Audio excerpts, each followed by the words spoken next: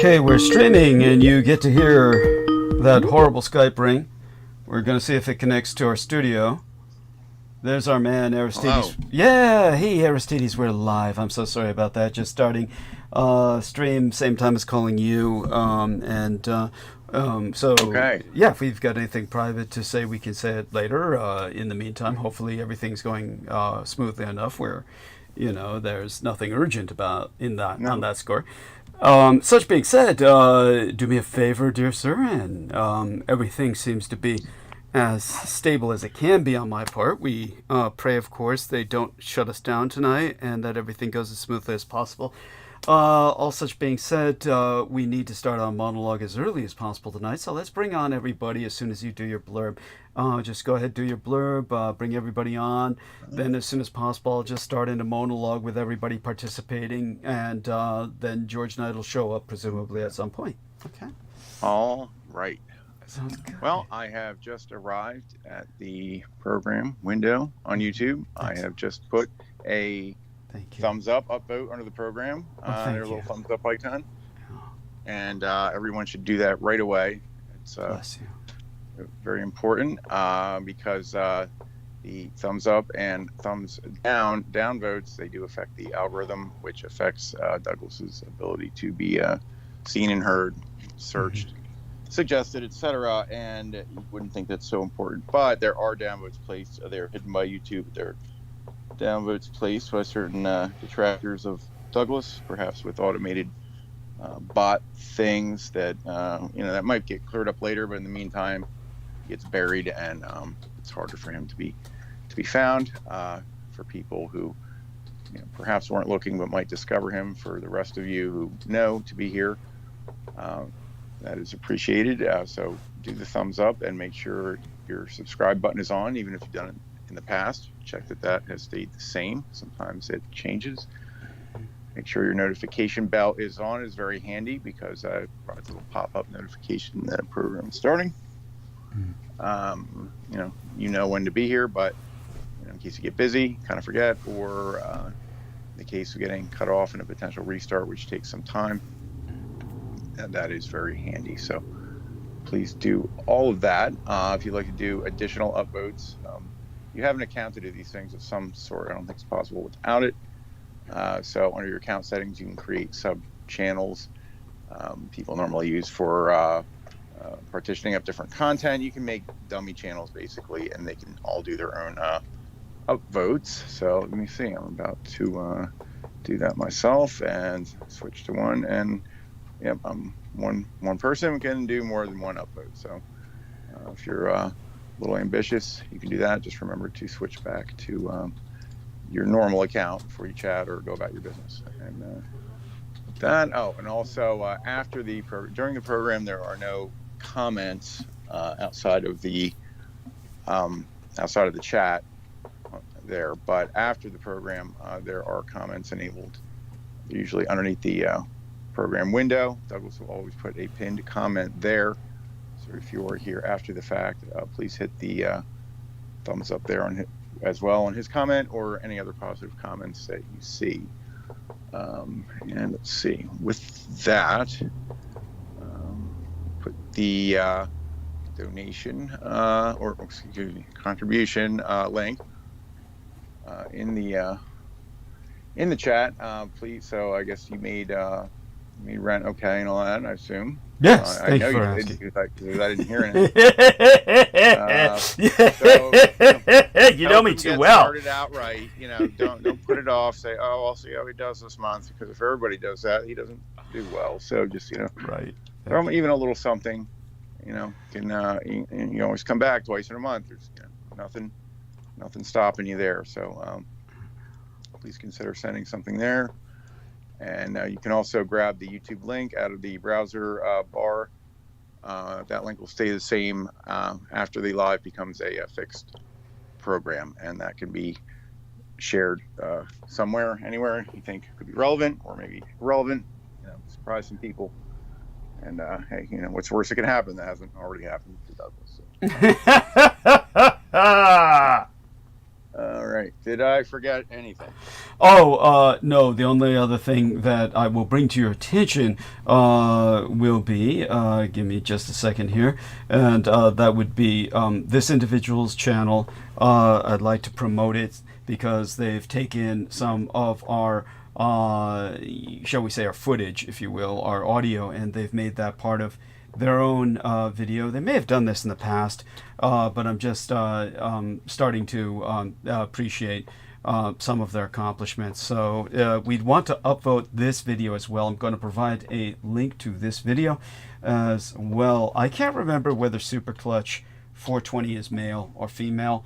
In my world, I suppose it really shouldn't matter all that much. I'm going to stick these links in the text box as well, and we'll count on our man Aristides to put them in the text box again later as well. And so we'll just do that every once in a while, because they were kind enough to bring attention to the incredible history of Frederick Barbarossa, the emperor of the First Reich, which lasted 1,000 years. And I spoke of that the other day. Can speak of that more in the future. In fact, this almost demands that I address it again tonight. Elements of the lore behind that history that I'd love to, but we simply don't have the time. What with George Knight coming out tonight, we have to address as many current topics as possible. So our man Aristides has already added a number of callers. He'll be adding a few more that are particularly hard to dial.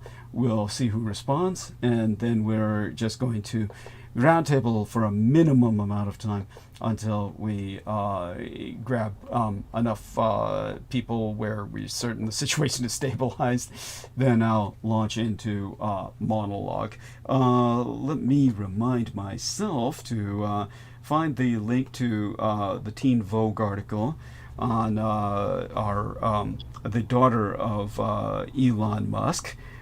She was interviewed by Teen Vogue, and that's important because she's part of tonight's narrative. For those of you who don't know, Transgender Day of Visibility was the latest holiday that I celebrated with my son and the Blood Boys. My son is transgender, so a photograph of myself and my son is embedded in thumbnail of live stream tonight. You can guess which one is which. I say that actually without being too ironic, because we do present ourselves quite similarly. And honestly, I had that one individual, Laura Lee Solomon, in a fit of just forlorn bitchiness, say it's like he's fucking himself. She actually published that on Facebook. And Judith Gay Ager, who at that time was not necessarily even particularly hostile, though I guess she always really was. She said she would have upvoted that had she not been blocked by Laura Lee Solomon, and therefore unable to see Laura Lee Solomon's published comment. So that's the insanity of these ladies. It's like it's really hard to meet quality people who are just supportive or friendly or just even civil. Honestly, it's like I'm assigned these people who are simply just cunts and pieces of shit. So there you go with that. It's all of that having been said, we're going to plunge into the night soon enough. And all that having been said, let's check again, see if anybody else has joined the call. Since nobody's joined us yet, we can remind people of some historical things. It's the 43rd Falklands Invasion Day. And by the way, I do invite our man Aristides to provide any comments if anything comes to mind as well, while I, drone on. And it's so anything he has to say, go ahead. Anything that comes to mind, any current events you feel that we should be paying particular attention to with everything going on, I'd be curious as to what stood out to you. I will do what I can. There's an obvious military buildup happening. I assume you're going to address that. That's kind of big going on. That's very important. Now, tell us. Now, are you referring to the one of the United States and the Middle East, or are you referring to communist China with its military exercises around my Taiwan? Middle East and what? They're piling stuff into Diego Garcia, Mhm. and something's gonna happen. Yeah. Yes. By the way, very astute. I agree with you. And to tell you the truth, that's one of the current developments that I'm actually most ignorant of at the moment. I know something's going down, but we can only speculate. I will bring it up almost ironically in passing because it is obviously potentially momentous. It's obviously potentially monumental. Honestly, there's nowhere to go with that at the moment, other than what we already know. It's all on behalf of Israel. So it brings me back to discussing Israel again tonight. But aside from that, I do want people to know Israel's expanding its operations and it's effectively grabbing a lot of land in Gaza, as in terms of directly annexing it. So it calls these buffer zones or security corridors. This is just straight out and out annexation. And Netanyahu said he has every intention of carrying out the ethnic cleansing with the help of Donald Trump. I will go into that later tonight. That very fact that he's so brazen about it shows you where we're at, and it's not good. I'll be going into Israel and the Zionists again tonight, inescapably. What else comes to mind, dear Aristides? That's the big thing. I don't have anything else that's really stood out. Maybe I'm missing something. Probably am, but I'll let you know. Okay. Well, believe me, when I bring things up, you'll remember them. They'll come to your mind. And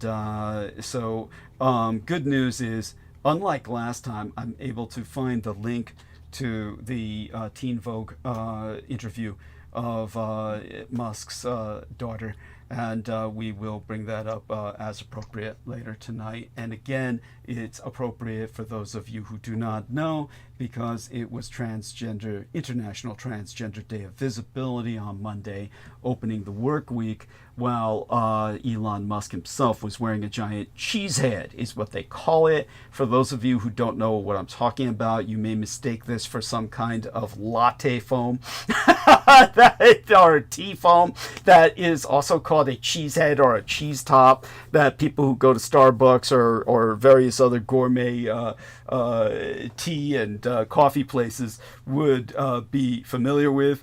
I'm not referencing anything of that nature. I'm referencing Musk himself, who wore a giant phony foam head of cheese, a cheese wedge on his head, appropriately enough, because he's a fucking muskrat. Why wouldn't he wear a wedge of cheese on his head? And if you could do me a favor, dear Aristides, that should be an image easy to recover. Could you recover an image of that and put links into the text box and the chat room? That would be appreciated, because he looks like such an idiot, and it's so appropriate for him to look like an idiot that that's an image nobody should miss. Nobody should be that should be like how history remembers the son of a bitch. It's just a muskrat wearing cheese on his head, a cheese wedge on his head. So he was doing that during International Transgender Day of Visibility. I guess that's his form of coming out, and I can't resist that. So all that having been said, let's check the call again, see if anybody's jumped on with us. Otherwise, I'm just going to have to start, going in on what I was going to talk about, which is everything under the sun. And there is just so much going on again that it's hard to know what to start out with. There's just too much to choose from. And with this, I'm going to just get started to the best of my ability. And we hope that people will come on. Don't be discouraged from coming on. Anybody out there listening. Oh, another thing before I forget. The wonderful lady who is providing commentary on a steady stream provides a steady stream of commentary posted under our uploads, under our published videos, who I believe was born in Austria, or the Österreich, and lives in Germany, or Deutschland. She has sent me a few emails. Please be patient with me. I obviously won't be able to open them right away. Hope to get to them tomorrow or the day after, sometime soon, maybe towards the weekend. But, I'll be very busy this weekend. But, be patient with me, and I'll try and open them privately, obviously, and then respond to them privately. I haven't had a chance to even open them yet. So all that being said, I'm just, came home to notice a lot of things. I noticed Sammy has tried to call, so hopefully he'll be able to join us for a few minutes tonight. If you're out there, Sammy Romero, just remember to join us if you can, no matter if I'm monologuing or not. Don't be afraid to interrupt. And want to encourage interjection by people on Team Dietrich who are on the call. And let's see who else joins us. We've got good numbers already. So Brendan is providing seals to protect us. Deeply appreciated, dear Brendan. So hopefully we get you to join us. He also may be dealing with his spiritual responsibilities, or he may be at work. But all such being said, I am going to go through a lot tonight. It's going to be a rather convoluted narrative, and people might think I'm indulging myself based on my own personal experience. In other words, they might feel that I'm personalizing world affairs. You couldn't imagine how wrong you are. I've gone into some depth in the past into how to Vladimir Putin, who effectively owns both Trump and Musk, to Vladimir Putin, this is World War gay. In other words, everything to Vladimir Putin, who himself is gay. He's a flaming faggot who lives with a Russian fucking advisor who's one of his biggest influencers, and this guy fucking sleeps in bed with him and filters all of his company. So you've got this flaming faggot who overcompensates by just waging a nonstop war on queerness, gayness, and anything he considers a non-hetero or a threat to heterosexuality, or rather his own image of that he tries to portray publicly as heterosexual. And he's infected both Trump and Musk with this insanity. And they are carrying out, as Putin does, their foreign affairs, their foreign policies on the basis of this homophobic insanity. Again, there's no way I can emphasize this enough. I can't say it enough. Just how Russia is the only large nation state on Earth where child pornography is completely legal. There's no age limits on who you can fuck and film while fucking them in Russia. You can fuck an infant out of the womb in Russia. It's completely legal. There's no laws there against this. And they abducted 100,000 children out of Ukraine. And yet all these red pill motherfuckers think Russia is the weapon against child porn. This is the insanity in which the red side has infected the mind of the West. Even though the West has no fucking mind. The West has nothing but insanity and madness that's left. And you can almost revel in the fact that it's tearing itself down simply because we can rebuild it in a healthier image than what it has now. This is like Ian West, who was constantly quoting, trying to claim, taking the stance or promoting himself as a crusader against child porn. Yet all he could do was consume it. Not only consume it, but in his own mind improve upon it by taking just by way of example, Michael Aquino's child pornography and putting it to music This is where they're all coming from. Whenever you hear any American praising the Russians, just bring up the fact that Trump as well has abducted well over there's thousands of children. We know that he took children from over 1,000 families, and the families coming over the border always came with more than one child. They're coming with pregnant mothers. They were delivering while in captivity, literally in cages, like animals, like they were breeding puppies or something, and kept by ICE, Immigrations and Customs Enforcement. These children were adopted out by the U.S. government, and the U.S. government itself claims it has no record of where these children went. They went to these so-called Christian adoption agencies that were actually human child sex trafficking rings, and adopted out to, again, be abused from infancy on. And your U.S. government is responsible for this under Trump, and this is why they allied with Putin in this massive Sino-Slavo-Zio-Synaxis of human child sex trafficking. What is one of their greatest connections internationally? The Tate brothers, who operated in a nation that was formerly behind the Iron Curtain, Romania, in massive underage girl sex trafficking, indoctrinating young boys here in the United States to engage in such, which resulted in massive amounts of votes for Donald Trump for just that reason. Everybody is online claiming they're fighting child porn. The biggest supporters are the people behind the Republicans and the Russians. That's why they've all chosen the color red, the former color of the communists, now the color of Edom. That's exactly what the word Edom means, red. The enemies of the true Israel, the Israel that was sundered by the Assyrian conquests, the Israel that fled to Japan, the 10 tribes fleeing to Japan, 2 of the tribes fleeing to England. These are the descendants of the true Israelites, not the Zionists, the imposters and posers in Israel.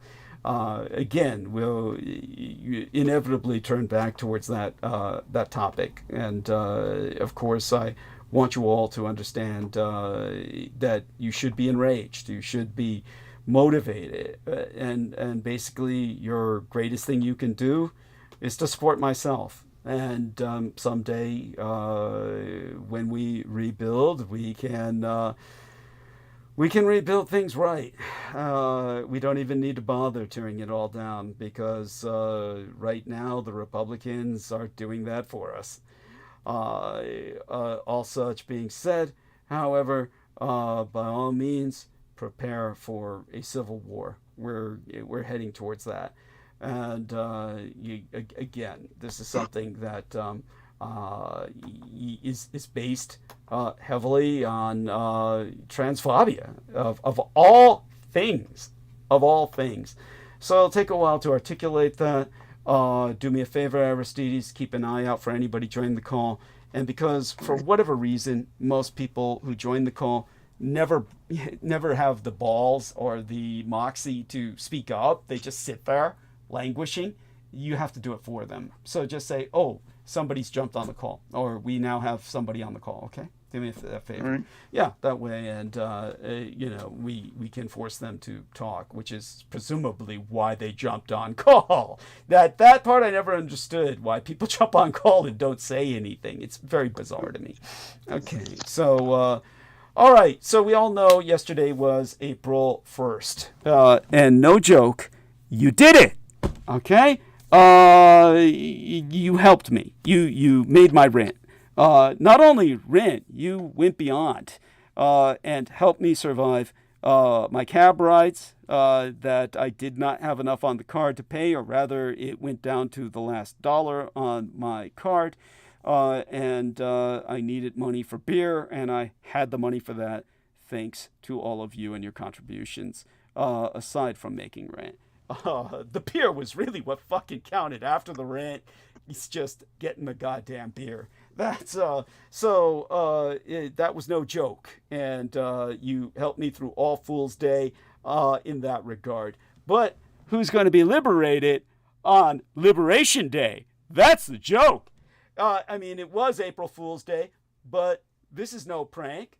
Thanks to the grassroots donors among you, we not only hit our annual rental increase fundraising objective, we surpassed it enough so that I was secure in case there was not enough money on my paratransit card.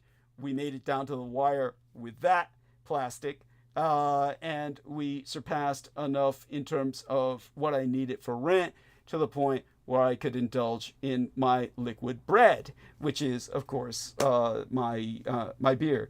And that's important, and it's something that gets me through my being here in the crypt. When I'm here in the crypt, for instance, hosting this transmission.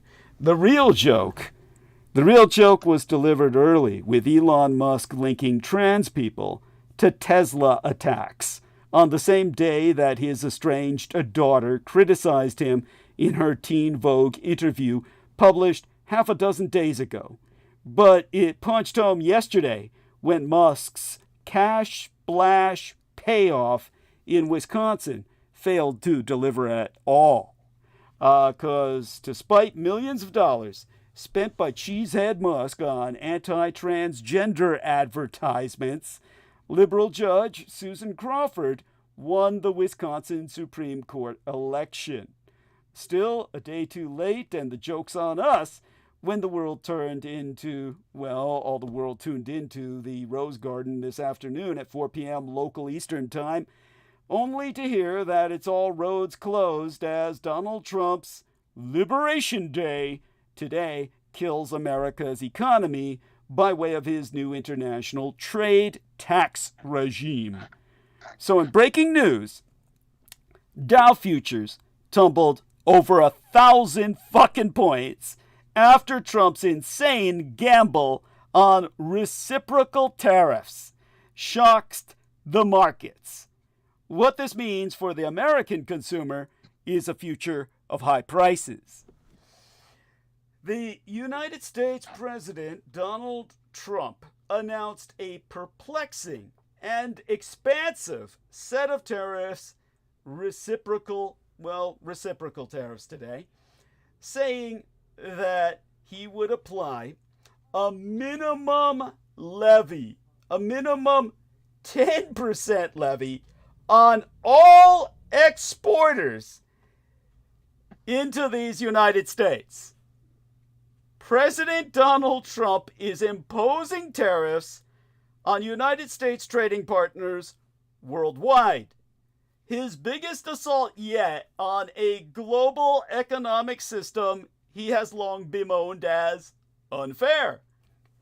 Global markets reacted sharply and swiftly, with investors fleeing American imperial stock indices. Indices is the actual pronunciation, but it's spelled like it says, like it would read indexes. And companies, well, not only did investors flee American imperial stock indices, but also companies that rely on global supply chains are seeing their stocks plummet. Now, Trump said he'll apply a minimum 10% tariff on all exporters to these United States. I have to repeat that because I don't think people understand what I'm saying. It's like a doctor telling you you have an incurable disease that will kill you, whose name is so exotic that most people will not understand what the doctor is saying. It's as if the doctor says, here we are, let's look up exotic incurable disease, exotic fatal disease names. And if we were to look up something like that, I'm trying to look up something a bit more exotic than African swine fever. But then again, that might do it.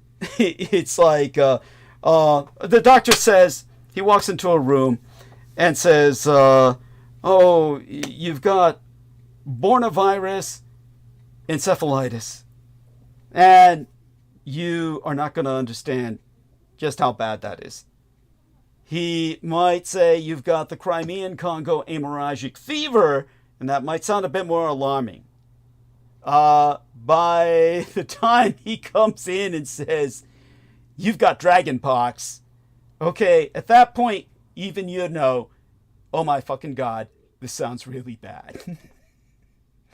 But you don't know exactly what your expiration date is, what the timeline is. But with something like Crimean Congo hemorrhagic fever, you're basically melting alive by the time the doctor's diagnosing you anyway. So understand that what I'm telling you when I said what I just said economically, that's a death sentence for you right now. I mean, you're not going to be able to afford anything. You won't be able to buy anything. You're going to die. I mean, in millions of you. Millions of you. And because it's going to destroy the economy worldwide, billions will die. I've just said that. Just remember you heard it here, because no one wants to deliver that news to you who is a economic advisor or a mainstream mass media machine pundit who wants to keep their job.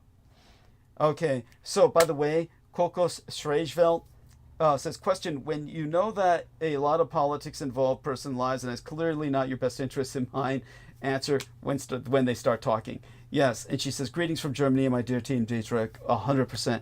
Love you, honey. Hope you heard what I said earlier. I've got your emails. I'll make certain to look at them sometime soon privately. I haven't opened them yet, hadn't had a chance. But I'll try and look at them as soon as possible.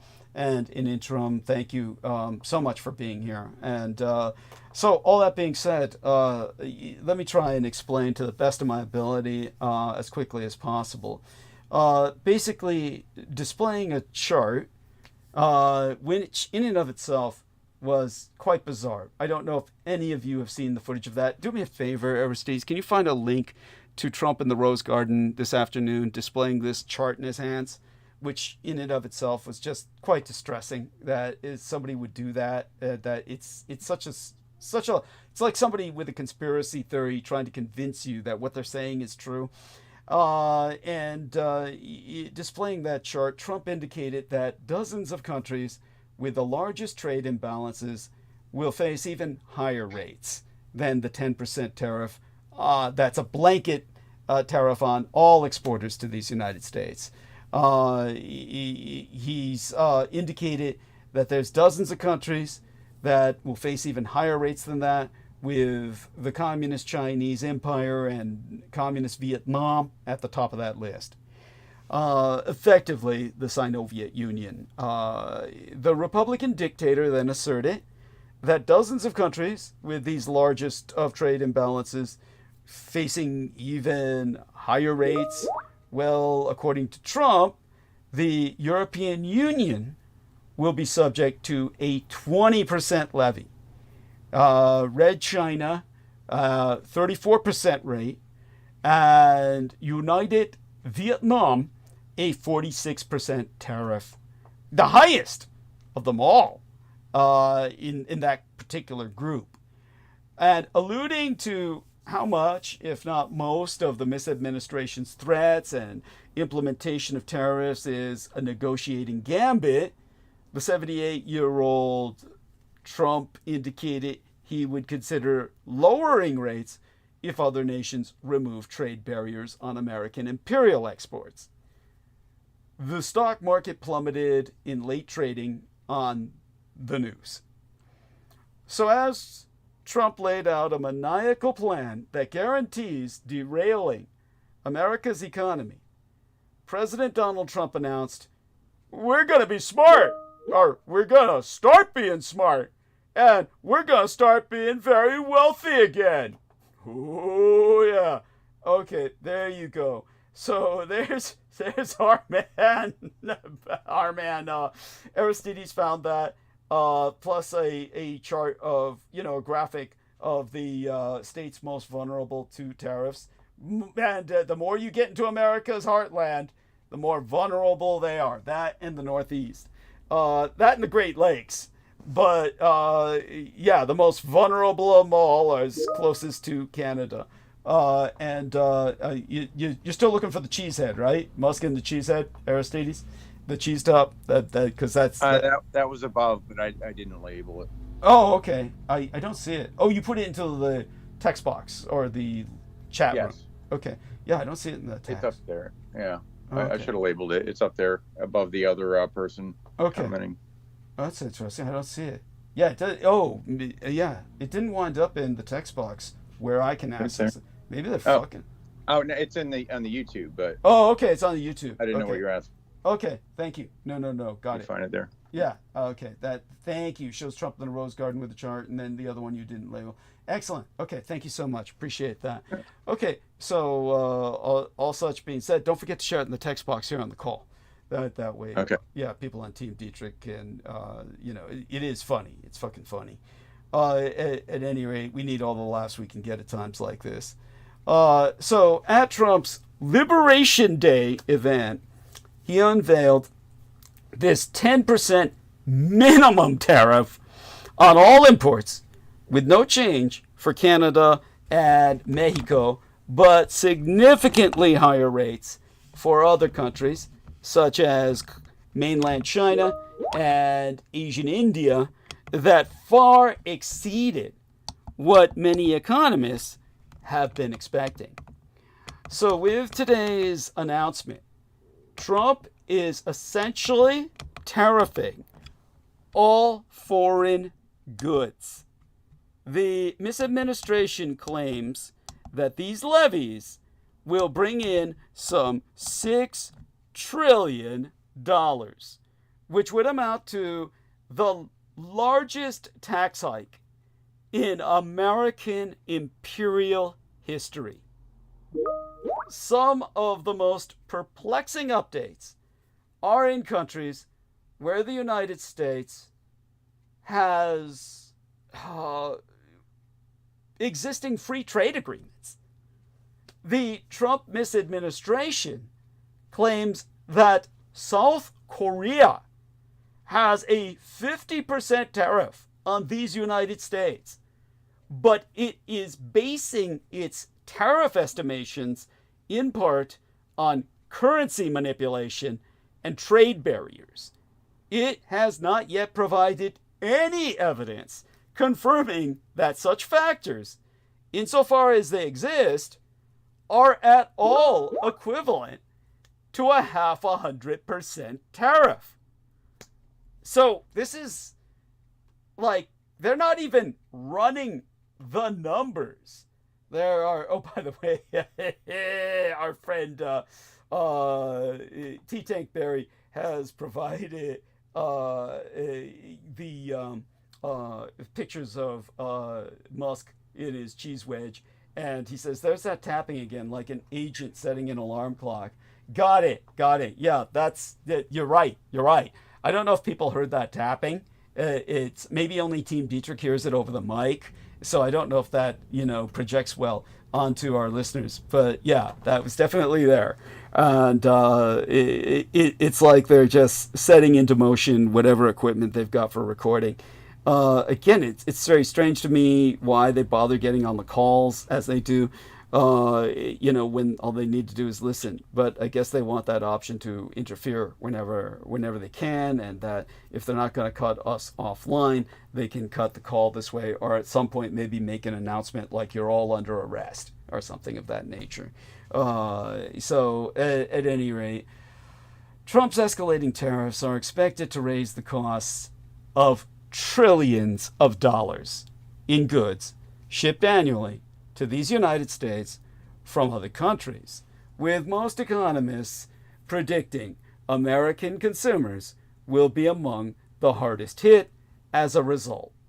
Trump's latest salvo also turbocharges the worldwide trade war he instigated, a conflict likely to be marked by tit-for-tat strikes that destabilize supply chains, stoke hyperinflation, and encourage even more countries to form alliances that exclude America entirely.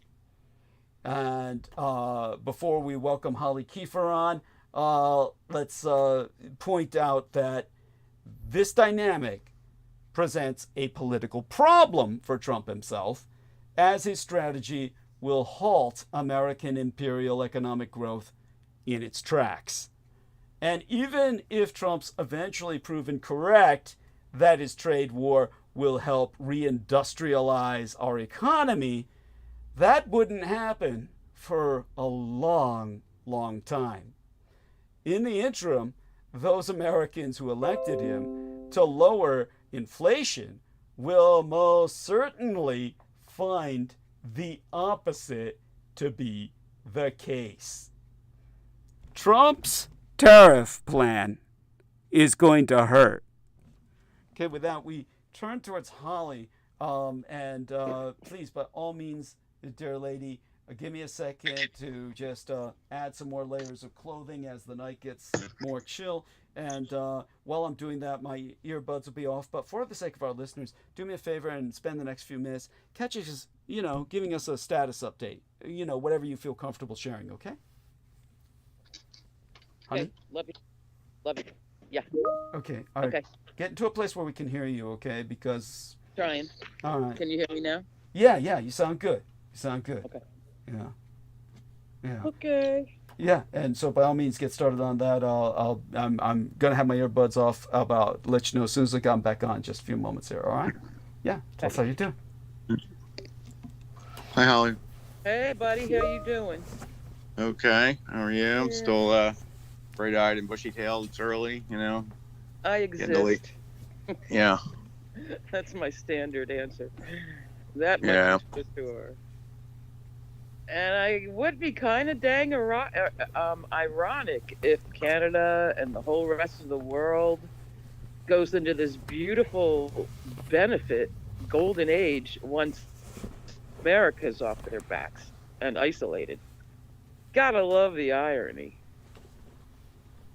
And I guess it's a possibility. I see Canada like booming as a result of this. Could be. Yeah. But what Could do be. I know? What do I don't know. What do we know?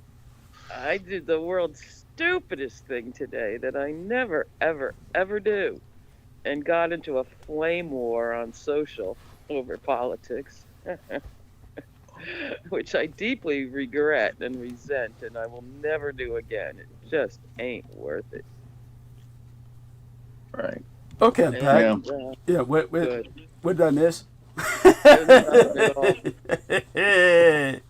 By the I was just saying, wouldn't it be amazing if a renaissance came for the whole rest of the world because America's sitting alone pouting?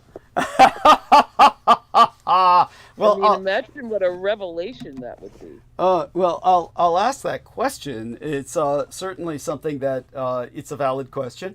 I'll ask that question, and again, this is something that will force what I've been hoping for a long time, which is, of course, basically the German and Japanese economies being forced to mobilize for the war that is rendered inevitable by this, and that of They course. probably got more running factories than we do. Well, they do. Yes. Yes. Thank you. You're very astute. It's going to take to rebuild a steel mill, for fuck's sake. When they can't get the overseas steel. Yeah, that's it's don't forget Japan invested a great deal in America's steel industry already, along with all the cars that are built here. That'll bring us back to the subject at hand. Now, like I said, do me a favor and interrupt as often as you like, but tell us first what stands out among recent international or domestic developments. What stands out to yourself? God, I need all 10 fingers. Good answer, but good answer, but go on, try anyway. Well, I'm trying not to get too hooked in because there's rescindings and lawsuits and pauses and rehirings. So I do think the thing is on a steady downturn of a trajectory, but it's so chaotic. that I can't tell what to worry about the most. Thank you. And with Go ahead. oh, nothing. I was just going to say anything else, because with that, I'll just dive back into monologue and just interject as things are brought to mind by what I say. Is that okay? You dive. I'll be plenty to interject. Excellent. And I hope I don't, my groans of agony. Oh, no, I no, no, hope no. Those are aren't fine. interrupted. Those are fine. It's like Or my affirmations. Testify. oh, honey. Yes, honey. brother. No, no, I honey. feel like it's, I'm in church. no. That's funny. It's fine by me. Okay. It's like it's like how would I place it? It's kind of like the kind of it's like sex without the female responding with some kind of noise. You'd wonder if anything's getting done. So that this I can't help it. Grunts of approval and despair. Interspersed. yeah, it's a lot like that. So such all-encompassing tariffs will cost each American family thousands of dollars. Economists are all in concurrence about this. Americans will likely feel the effects of this while standing in a grocery store aisle, purchasing automotive insurance, or undertaking home renovations. These levies have the potential to increase hyperinflation and slow down the economy in the long term, and the uncertainty of what happens next will also contribute to the confidence, or rather the lack thereof, of shoppers and businesses. The way that Trump does tariffs is he often makes these really big announcements and then rolls them back, perpetually modifying the rules, as in a game of Calvin Ball. That's really hard if you're a business, which I can barely imagine what being a business is like. I'm not that kind of personality. But if I were to try and empathize with what they're going through, small business, medium, or large, it would be, should we wait this out? Are they actually going to do it? Given the sweeping nature of the new tariffs, Trump may have just essentially encouraged other countries to consider banding together to impose further tit-for-tat levies on these United States. And that's going to hurt businesses all the way up and down the spectrum. Thank you, T-Tank Barry, for some of these images. Now, the best case scenario is that after some countries threaten reciprocal tariffs, a negotiation is reached that allows Trump to feel like he has won, but also gives some sense of certainty to businesses and people. Shoppers absorb high costs at first, but then the uncertainty declines. If Republicans realize after this entire ordeal that this level of chaos could affect their chances at re-election and opt for fewer surprises going forward, the economy could bounce back. Of course, I can promise you none of this is going to happen. The Republicans are a cult. They are a doomsday cult, and to them this is the apocalypse. And this is all for Christ to come back if they can only destroy the world. And to do so, they need to start a world war, which is rendered inevitable by collapsing the world economy. This is a religious conflict waged by mass suicidal maniacs. It's a global Jonestown. And yes, you're very likely not going to live through it. The majority of you listening tonight will die. Just bear that in mind. America's economy is full of mixed signals right now, or at least it was before Trump's announcement. Now it's just all pretty uniform. It's all bad. The signals have all lit red. In Asia, it would all be green, which is just equally negative in a mirror image. If you knew nothing about it and you came in and looked at the main figures, you would say this is not an economy in a recession or anything close to it. The unemployment rate is fairly low at 4.1%. Gross domestic productive numbers are strong, But things start looking worrisome when you consider that consumer confidence is the lowest it's been since early 2021, and that Trump's new tariff plan won't quell any of those fears. The solution for the kind of post-tariff downturn the economy might face is simple. Remove the fucking tariffs.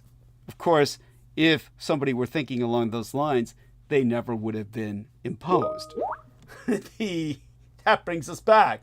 You see, the Trump misadministration is not likely to let them go easily. We're most likely getting ourselves into a bad situation where we've taken options for improving that situation off the table. As Trump's plan for American car making is full of potholes, because taxing imported motors won't create any new jobs at home. Tesla just reported its worst quarterly sales in years as Cheese-Top Musk courts chaos and controversy. Now, as an aside, we've got a record-breaking American imperial deployment in the Mideast amid Trump's nuclear ultimatum for Iran. Any attack by the United States or Israel would have profound effects on domestic Iranian politics, the strategy of American imperial Gulf allies, and broader regional dynamics. But hey, fresh aftermath, voters rejecting anti-trans ads in the dodgy election, it's Tesla's Big Mess Tariffs Day. In the battle to come, can free trade thrive without America? Here come the liberation tariffs. Trump announced sweeping 10% tariffs against all countries on the map. Again, repeating that because I really feel I cannot overemphasize the immensity, the enormity, the gravity of what I've just said. By the way, Heather Holman has joined us. Dearest Heather, give us a situation status report update. Yeah, we hear an echo of me. I'm doing great. I don't hear an echo right now. Okay, good. It seems to have. Not yet. Yeah. Okay. But how's your? Are you in a particular place? Or, yeah, I am in a particular place right now. But I mean, like the echo. What's? Oh, I don't know. This is maybe just how my voice sounds. No. I mean, it's my echo. You've got the computer on simultaneously. No. Okay. I don't even have YouTube up. Really weird. Okay. Yeah. Okay. So maybe it's because they've got you chipped or something. Maybe. So I can't speak much because I'm going to hear myself echo. So I need you to. Let me take it off the speaker. Thanks. That should help. No, it doesn't. All right, she hasn't done it yet. Well, what it's doing is asking me to connect to the Google TV, and I don't want to do that. Okay. Well, don't do that. Let me just restart it. Let me restart it. Okay. Thank you, honey. In the meantime, I'm taking a look at some of these images provided by T-Tank. I'm not quite sure how. Yeah, because unfortunately it has to quit. What's that, honey? Say that again. I mute it, Heather. Just so we don't. Okay. Yeah. Okay, now they're gone. Well, that's because I muted Heather. She says. I understand. She says, "Is everybody on Teams or whatever?" Oh God, is it back? It's still there. Yeah. It's back. Yeah. Oh my God. Maybe it's just I'm in an echo chamber. Leave the call. And come back. Exit any other apps and try to rejoin. Yeah. Thank you. Yeah. And so John Doe says. That's T-Tank Berry says, I have the final say. I finally downloaded the app. Yes, he downloaded Microsoft Teams. Now, the reason it's important, there we are. So try it, Heather. Try and say something. Heather. Yeah. Hi. No echo. Okay. Yes. So give us a status report update on how you're doing. I'm doing okay. Okay. I'm doing great, actually. It's raining here today in Phoenix, Arizona. Not so sunny. Okay. Yeah. Yeah, I'm just excited about this Teams switchover, and I don't want to miss out. Oh, right. No, honey, we're not. I mean, Yeah, they're starting to harass me about it. Yeah. yeah. Skype is yeah. So look, since we're all on Skype, don't fight Skype and switch to Microsoft Teams. But that's only for everyone's sake to transfer all their data onto Microsoft Teams, and then Microsoft Teams should be maintained in your background of your computer on your hard drive, so to speak, or in your, where you just download the app so that you guys have got everything you had on Skype on record. That way your record on Skype doesn't disappear. That's the most important thing. We're not switching to Microsoft Teams. Okay, good. Yeah. Yeah, and I don't think I have a record of it. I certainly don't have anything I need to save Uh-huh. Yeah. on Skype. Okay, well, So I do. So it was. you do, but Yeah. for the individual user, Yeah. does that mean I don't have to do a thing and can just cruise right along on Skype till the end of time? No. Okay. Because Skype is going to die. They're going to kill Skype. So it means that you're just going to have to switch to whatever it is we're switching to. Heather's showing us something remarkable. This incredible digital watch. Is this your watch or your Fitbit? Your sugar monitor? No, it's just the thing that they put on your finger to do the oxygen. Okay. And why? Okay, so And just a minute ago, it was on 200. What? Yeah. well, apparently The hell? you're absorbing a lot of oxygen. Okay. That's my heartbeat. Oh. I didn't think the machine went past 100%. Well, it said 200. It was climbing rapidly. No. They do that. The machines and blood pressure, all that shit. It goes up into the 200 range, and Even for blood oxygen. what? It's saying 84 over 107. Oh, this is blood pressure, not blood oxygen. No, it's blood oxygen. Now it's saying 115, 125. Well, I wouldn't obsess on it. But why are Yeah. you looking at it? Well, I mean, more's the better. You're Yeah, like I a was just having superwoman. it's just switching it up. It's switching it up. 150, 172. You do realize that by looking at it, you could panic yourself or throw yourself into a panic attack. Yeah. Yeah. So what I don't understand is, so how did you wind up with this instrument? Obviously, this is new to you because you're kind of obsessing on it. Like it's No. I've worked with my clients. Usually I'll have some, in my job or when I was working. Uh-huh. So I know how to read them and stuff like that. I know that you're supposed to have 95 on the top number. Right. Normally. Yeah. Yeah. You mean for blood pressure or something? No, for the oxygen level.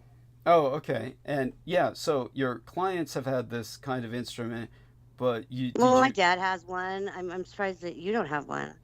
if I did, I wouldn't look at it because I'd be afraid to throw myself into a panic. What do you? Really? Yeah, but what do you? Why is it suddenly of interest to you right now? Because it was so high. Just because it was going fluctuating so quickly. I've never seen it do that before. Right. I'm wondering if something's gone wacky with the device. Well, I had some problems with my circulation today, so. Okay. Well, it's good to Yeah. keep track of it in that sense. But yeah, not to obsess on it. But yeah, I mean, look, if something like that maintains itself where it stays in the higher numbers, by all means, call an ambulance or have Vin drive you to the hospital. Nemo's Yeah. typing something now with some other advice. But so is there a hospital in driving range of where you're at? Of course, there's Okay. several. Oh, good. Yeah. Excellent. I'm not going to the hospital, though. They're not going to do anything. Well, we don't know that, but probably you're right. Yeah, you're probably right based on experience. Yeah. It's why do you say that? Because they never do. Oh, well, I mean, there must be times when they do something. I mean, Well, there have been times when I was in pain and I didn't know it, and they would give me pain reliever, and I was like, oh, that's better. Thank you. how can you be in pain and not know it? I don't know. Because I went into the hospital emergency room not too long ago, and the last time that I went in there, they're like, oh, we're going to give you something for your pain. I'm like, okay. I wasn't even complaining about pain, Yeah. Yeah. Yeah. But evidently I was in pain and I didn't realize it. Yeah. Okay. That's cool. Yeah. So they're good for something. So that's encouraging. And do you remember what they gave you? No, I don't. Maybe tramadol or something like that. Mm-hmm. Uh, Yeah, yeah, and so all such being said, thank you for sharing that. And obviously, hmm if something develops, let us know. Of And course, yeah, and I'll keep you definitely informed. good, good, good. And in interim, otherwise, you seem to be doing okay. How's the cat situation? Oh, it's just, it's just extremely, I guess, frustrating. We just got some spray bottles in the mail today, Okay. so we'll see. So the spray bottles are to spray the cat when they're not behaving. Well, when my cat tries to invade the other cat's room, and it's like the other cat lives in the room, my cat has the whole other house, the rest of the house. Okay. She shouldn't want to like take over in that room too, even though it's her nature. We're gonna try because nothing else has worked. I'm not gonna spray her with it. But Vin will. If he, who knows what he's gonna do? Yeah, Right, right. yeah, but It's it was mainly for his mother, so she could have it because it's her room that the cat keeps trying to invade. yeah, There So you go. She'll nail it. yeah. yeah. She will. Yeah. There you go. Well, hey, we've got it down then. We've got it down. That's, We tried a Raggedy Ann doll. We have like a 108 year old Raggedy Ann doll. We put it by the door because my cat is afraid of it, and it worked for a short period of time. uh, I'm sorry. The Raggedy Ann doll did work for the cats. Okay, that's cute. My cat's afraid of that doll. Yeah. Okay, that's funny. That is funny. So it's like a scarecrow. And Yes. yeah. Yeah, a scary scarecrow because we would play, we would make we would make fun and like put it all of a sudden put it at the window on the other side of the window, and so she thought that it was just jumping up in the window, and she got scared and like would hiss at it. We didn't know what we were doing at the time, but what we were doing was creating this fear of the doll, you know. So then when we put the doll by the door, it didn't want to go near it, because yeah. That's delightful. Yeah, that's No, delightful. it's kind of mean. But, It's not mean. It's not mean. it was It's all in good fun. yes, there we are. It's just at least you know. Sometimes it's fun to do bad things. Yeah, I guess yes. It's like sounds like your cat deserves it at least to an extent. Just based on her misbehavior at times. Yeah, And she's a bit of a bully. yeah, yeah. Okay, But I so think she's just trying to make friends. Anyways, it's enough for the cat talk. make friends? You mean by invading the Yeah, other? eventually, yeah, she just Yeah, wants to. you I think she's you trying got to me be on here with friendly. the cats. What? Did you guys hear about the cat guy that burned up in the cat house? No. No. Tell us. You guys didn't hear about that? No, I Doug, didn't. you would have been ecstatic. So this guy had a cat sanctuary. He dedicated his whole life to the cats. Like literally, I think it was like half a thousand cats. I'm not joking. Oh God. And the whole place burst into flames. And this guy died running in trying to save them all. Of course. Oh my Wow. God. Of course. Yeah. Oh. And like most of the cats died and burnt up. And then people in the comments were saying, he's the modern day Saint Francis de Assisi. Oh, Oh, Jesus God. Christ. Oh, He doesn't God. believe in fixing them either. Oh, Where was shit. this? San I Francisco? thought of Doug when that comment came up. Oh God. Yeah. Yeah. It's. Let's put it this way. It's. I mean, just so listeners understand, unlike what Brendan says, maybe part of me revels in that. I will confess, Brendan knows me well enough. There's part of me, but then there's another part of me, of course, that pities and feels. But this individual's sick. Okay, they're not to be looked at with any sense of like doing anything positive. They've entered a highly. I'd like to Yeah. put my thing that Yeah. I don't agree with it. Like, yeah. Well, first off, it's Like, it's a cruelty to noble animals. thing. He's cruel to animals in the first place. When you're maintaining all of these animals in an environment Yeah. like that, this is cruelty. Yeah. He's not doing. in some misguided Yes. thing where he thinks it's helping, It's the a world. form of hoarding. Yes. Exactly. It's all. And he was apparently living in a back room with just like a fridge and a microwave, like a mini fridge and a Of course. microwave and a little bed. That's all he Of course. had to his Of name. course. Yeah. Ew, and a light The bulb. rest was just the world. His world was cats. Yes. It's no. The universe did him a favor by like. It's getting true. rid of him. Yes, it's true. Yeah. I wonder what Poor caught the guy. joint on fire. The cat's knocking over a candle. You know how Of those course. bastards are. Yeah. Of It was course. something. It was Like you something like ridiculous like Candles in that situation, I guess. that. I don't know. It was a joke. I think it was Yeah. electrical. Yeah. Because he probably had a bunch of shit plugged in, like a bunch of heating blankets for them or something. Yeah, Yes, and fur in there, and A fountain. Yes. That there is nothing to this individual. I mean, the more I even reflect upon it, the more that this individual deserved his death. I'm sorry. It's like this is just. It's like you don't understand. But and what was the name of that bitch? Holly, help me out here. You're the and Heather, you might remember. Who was the name of the cat hoarder bitch who I helped raise funds for? And it turned out it was all going to her goddamn cats. Oh, I don't know. Laura Laura Lee Solomon. It wasn't Laura Lee Solomon. Yeah, very funny. I mean, she fit that category to an extent, but even she would have descended to that level had she been allowed to descend to that level. As it was, she did as much as she could in terms of damage to herself in the apartment that she dwelt in, that she was ultimately expelled from, which began her serious downward spiral. She was already spiraling, but that Where threw her was off she? the Do you edge. remember where she was? Well, she was in this small city in Texas. You're talking about the other woman, the actual cat hoarder, the one who had hundreds of cats. I don't remember. I've done so much to wipe this woman out of my mind. I remember she was a big fan of the series, the TV series Supernatural that was on for the longest time, and so she was a big fan of that series. But yeah, thank the gods I don't remember her name. It's probably for the best. But she had half a block of a warehouse that took up half a block, and this warehouse was converted to a home for the homeless and cats.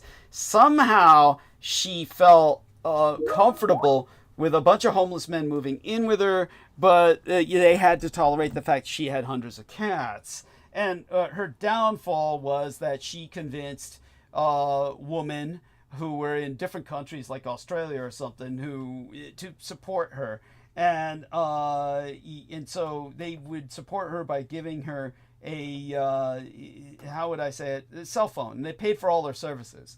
So they paid for her cell phone service, which didn't make sense to me because when you get past a certain age in most every state in the United States, you have access to free cell phones, free cellular service through the same reason Peter Moon had one. He got for the same reason I do. He was on the New York equivalent of Medicare and Medi-Cal, so he got a free cell phone, and they pay for your service.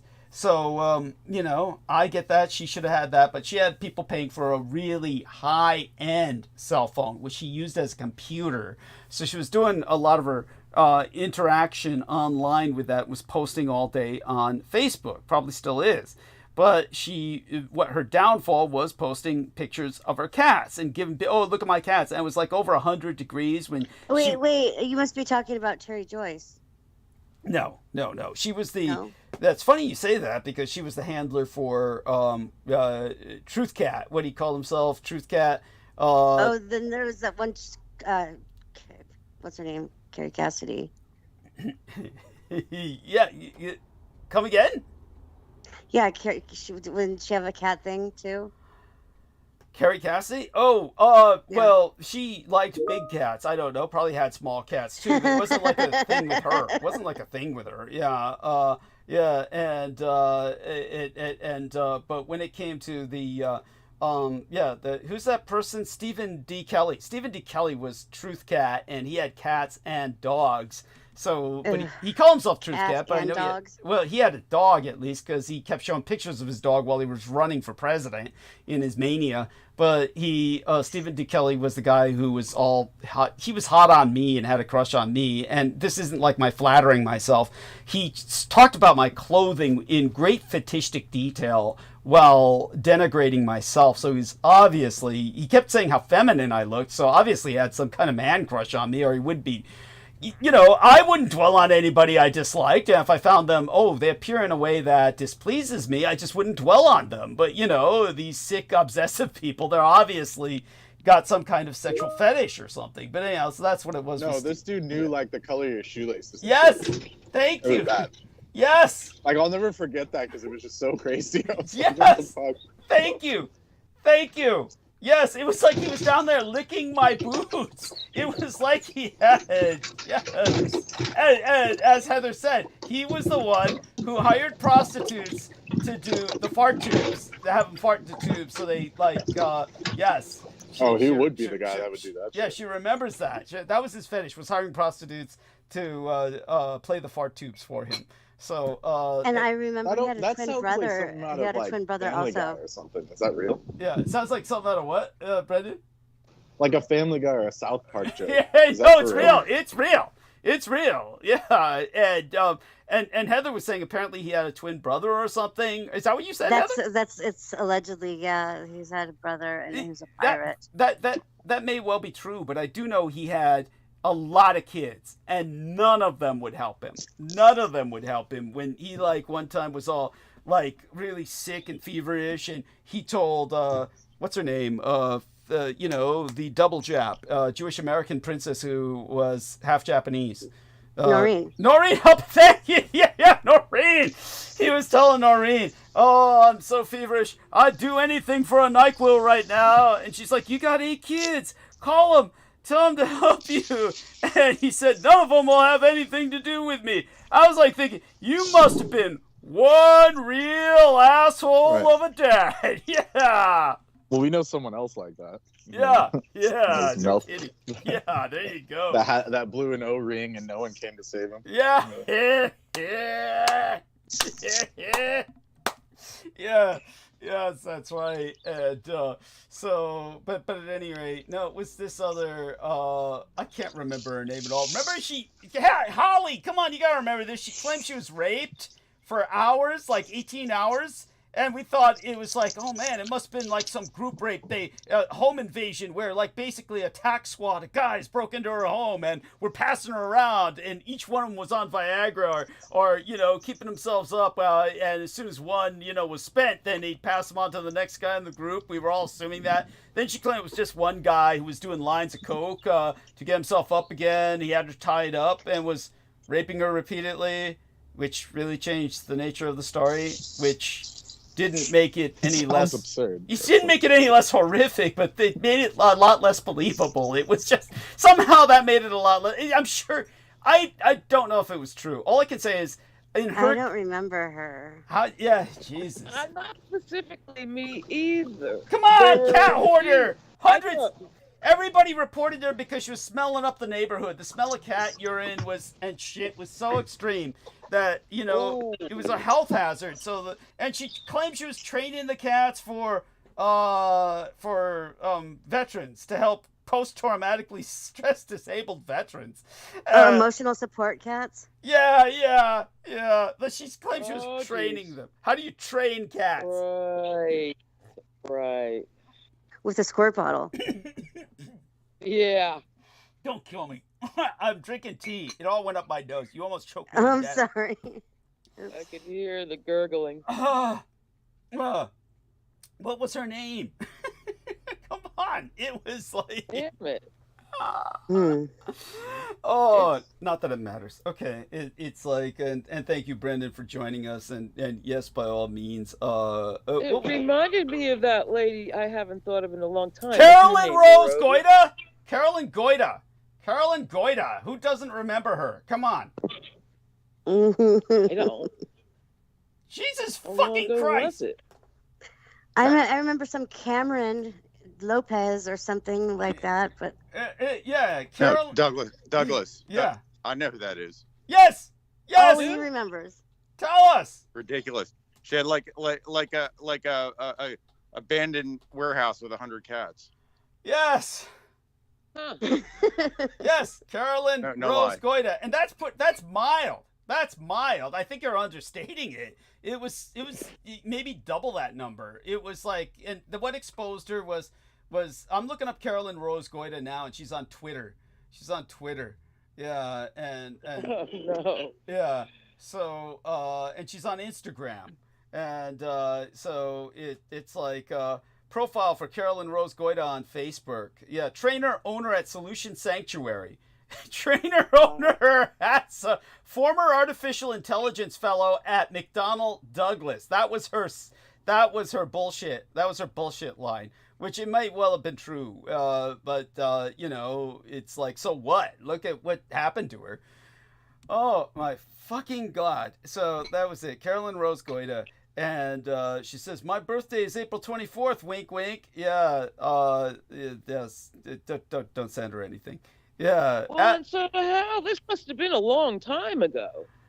Yeah. Well, I mean, She came up and she's still rolling along. Yeah. She's an advocate for Yeah. urban gardening, sustainability, and community. I think it's clear that she is being victimized. I'm looking at the petition site here. Wait, I want to see this part about. Yeah. I think it's clear being threatened by county authorities. Yeah, that's it. Oh, Yeah, she says in St. Louis, Missouri, continuous resistance for 3 years against being harassed. Here we are. Urban gardening woman with a wildlife habitat certificate. Yeah, there you go. What a load of shit. Huh. Being threatened by county authorities to be evacuated due to alleged non-payment of taxes. Yeah, no shit. Says it's harassment. 100 cats shit? Yeah. Yeah, no shit. That was a health issue. Yeah, she's in a black ghetto, and all of the local neighborhood rallied against her. The smell was killing everybody. Yeah, harassment of a citizen with a critical voice is going on here. There we are. Yeah. Oh boy. Protect her against the invading police forces. Yeah, that's it. She herself is being harassed and threatened as a person that cannot take care of herself. Well, when I raised thousands of dollars for her, it went to buy sandbags of kitty litter and hundreds of cans of tuna. Yeah. Oh. Says. This should be like there must be a disease like Of course. other than Well, like you said, the Toxoplasmosis. other than the parasite. Yeah. It's like a secondary condition. Oh, yeah. I like the way they're saying she's being harassed by the illegal destroyment of her garden. Never have I heard that term destroyment, as if the cats weren't ripping the shit up. Right. So it's just bonkers. And in what was it? Urban gardening? Like, that's so Some cheesy. shit like that. Yeah, urban sustainability gardening. Yeah, right. Yeah, she's probably raising drugs. Great. Yeah, hate No, to you sound- know why they do that? You know why they do that? I'll tell you the exact reason why. Yeah, why? Because they think there's like some stipulation, or there used to be like some federal stipulation Yeah. that if you have endangered species like planted in your garden, they can't like tear up your house. Interesting. Like Okay. even if there's like a murder case or something, they have to go through all these like extra lengths to like tear up your house. Through EPA, environmental protection. Yeah, because it's like some endangered species that you're protecting. So they probably pulled some shit like that. That must be it. Thank you. So she wouldn't get kicked out. Yes, there we are. And so they had to say, I'm a gardening expert. Yeah, and so that would explain the destruction of her garden, which I would assume would be her neighbors. If that's the stipulation, the neighbors would come in and rip everything up just so that Right. the feds could come in. Right, torch those fake endangered plants. Yes. Oh my God. Yeah, and good call. Thank you for that. Yes. Yeah. So, And some people even do like there's like bat sanctuary. So if you have like a dispute with your neighbor about some like land property rights, yeah. you put a bat sanctuary on it so the HOA can't come after you. Interesting. Interesting. Shit like that. Oh my God. Well, I mean, at the time that she suffered her first raid was when she was with all these homeless guys, and the witnesses said that it was so hot. That's when she took the cell phone photos of her cats to show how cute they were, and they were all over her. And the temperature on the phone, because she had this super advanced phone, the screenshot that she took through her phone gave the temperature as over 100 degrees. So it was over 100 degrees outside. So inside the house was even worse. But there were holes in the roof so that when it rained, the rain would come through into the living quarters where all the cats and her and the homeless people slept. But, you know, she herself said it was so hot she was walking around in her underwear. So she's with a bunch of homeless guys that are not gang raping her. How does that work? I mean, what turns them off from gang raping her when she's walking The around? cat smell. Yes, that's it. Yeah, it's so overwhelming. Yeah. Yeah, like you couldn't even function in that kind of scenario. Yes, I mean, they And must. they might attack. Cat attacks. Oh yeah, she had him are- trained. Or they do react, and they're feral more or less, even though maybe they're indoors. Maybe she had some. So they you're might. suggesting almost like a psychic mass control over her cats kept the guys at bay. I guess. Yeah. Well, cats Like can a cat react version in of Rat Girl. strange ways. Yeah. Some cats are just born fighters, Yeah. Okay. and some cats will attack you for no reason at all, even their owner. Oh my God. So Yeah. if she's got a shit ton of them, there must be all kinds of types in there, and I'll bet there's some pretty gangster ones. Yeah, I hear you. I hear you. And you don't want one cat climbing up your body to your face, let alone two or three. Or jumping on you from behind and shit. So, like, I've seen house cats do that. So Brendan says, And like, that's just not from out overcrowding.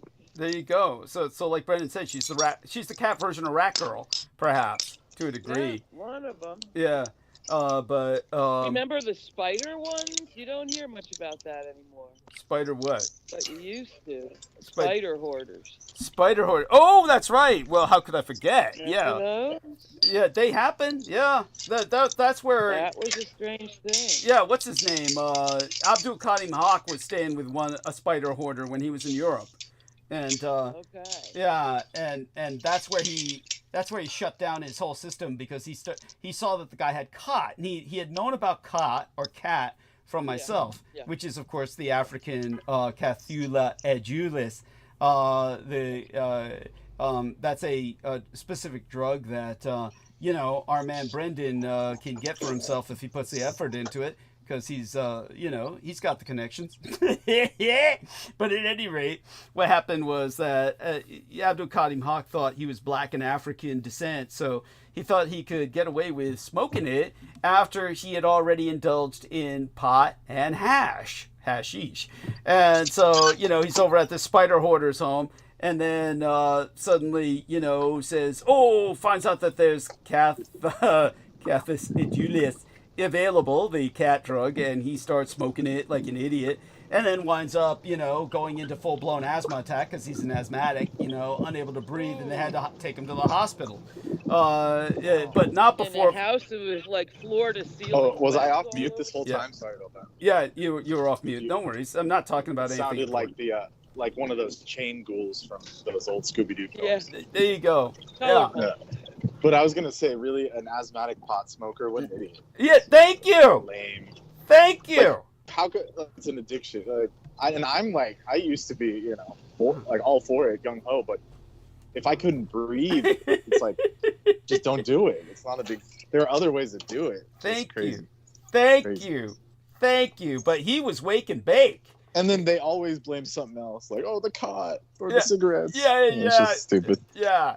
Well, in this case, it was the cot, compounding, his other bullshit. Yeah. What a fucking And idiot. all the spider webs. Yes. Well, what happened was, of course, when he started flailing, not being able to breathe, then he starts rolling and knocking over spider cages, and that's. Cages. Okay. I remember houses, and it was real. Yeah. They were just in there, and so there'd be floor to ceiling webs. The windows just webbed Oh, over. you mean like some people I'd be are allowing offended. the spiders to just spin their webs? Well, welcome to my Yeah. fucking crypt. I allow them to do that to try and Nasty. counteract all the other shit. Yeah, I defend them in my house. yeah, yeah. Not like that. Well, it's not. Sometimes I help. You know, if they're vicious looking, I help them out. Yeah, let's put it this way. It's not like I want them over my bed, but yes, they're around the No. house. Yeah, they're. Oh, I believe in that for them dust mites. Yes, no kidding. Yes, that's right. Which here we are. There's another image from our dear friend T Tank Berry. My whole Skype call is just again. We'll see what happens. I figured out something else about our Skype calls that I'll share privately, but yeah. At any rate, just so everybody knows, we're not going to Microsoft Teams, but everybody should add the app just so they can preserve whatever record they have. In Holly's case, where you don't have any Okay. record, don't worry about it. You That's don't. true. Yeah. Yeah, Just- I get it. Yeah. Just I wait, get and it we'll now. keep you informed as to what we'll transfer to. That's right. Yeah, and Okay.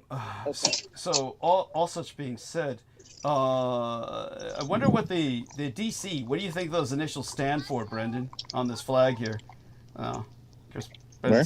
The flag What that flag? John Doe entered the flag into the text box. So if you take a look at that, maybe you could tell us what Oh, interesting. what the DC stands for. It's got a cross. That's a good question. Yeah. I'll have to simmer on it. No worries. No worries. In the interim, I think what Probably he's something in German. maybe. No, I doubt it. In the it's probably Neo, but he also shared with us a picture of the burned out house from that cat hoarder, and so there we have that. Yeah, cat hoarding. It's negative stuff. Don't get involved. And Never ends well. yes, thank you. It never ends well. It's not healthy for you or for the cats. Yeah, again, it was when the high temperatures that were recorded by her cell phone made the animal safety interview her, and that's what resulted in the raids. Yeah, and okay, and Wow. so when it came to Carolyn Rose Goida, I think everybody's learned all they need to know, and so okay, Aristides is Aristides found it. Holy shit! I'm impressed. I did not think that was from the original Reich. Okay, I'm impressed. That's actually, damn, Aristides. Good work. That's good work. I Welcome. yeah. Damn. So there we have that. Cool. Okay, and so all such having been said, again, good numbers. Might as well take advantage. What's the meaning? What is the meaning? Well, unlike what Nemo. Oh, that was my initial assumption, but I just didn't say it out loud due to my environment.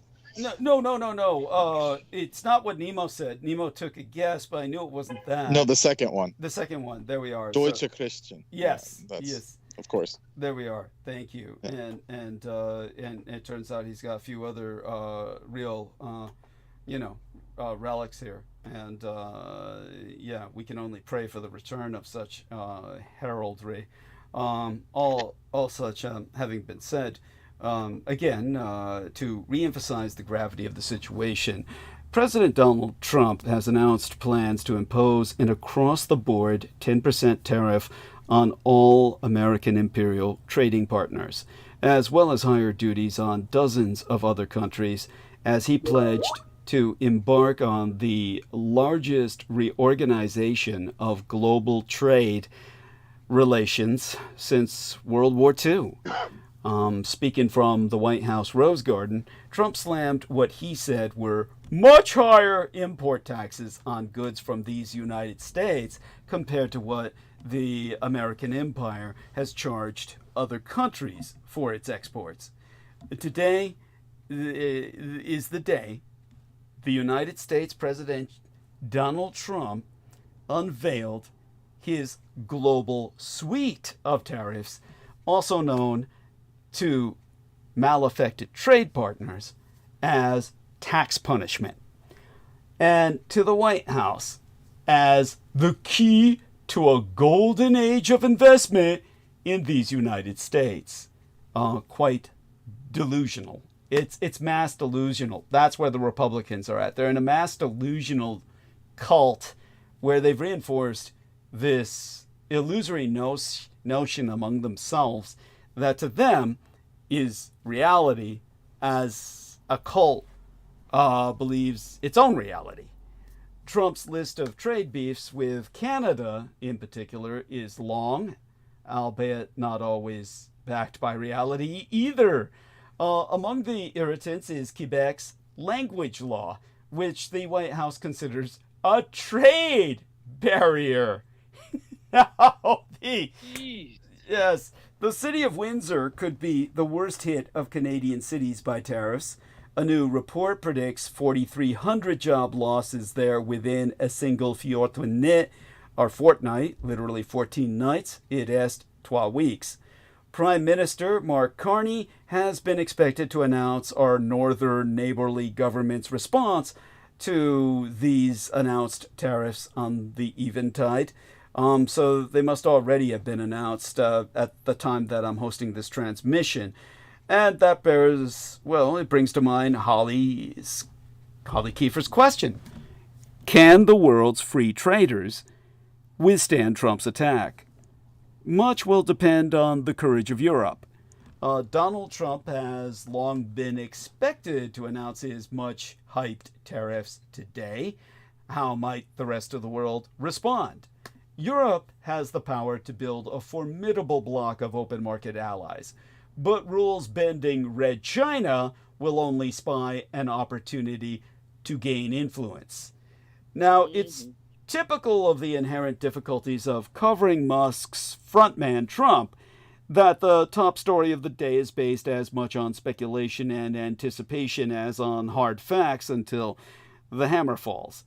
What I can tell you right now is that Tesla, which trades as TSLA in case you want to sell all your shares like Elon Musk's own brother Kimball Musk just did, delivered slightly more than 336,000 electric vehicles between January and March, far below Wall Street's already low expectations.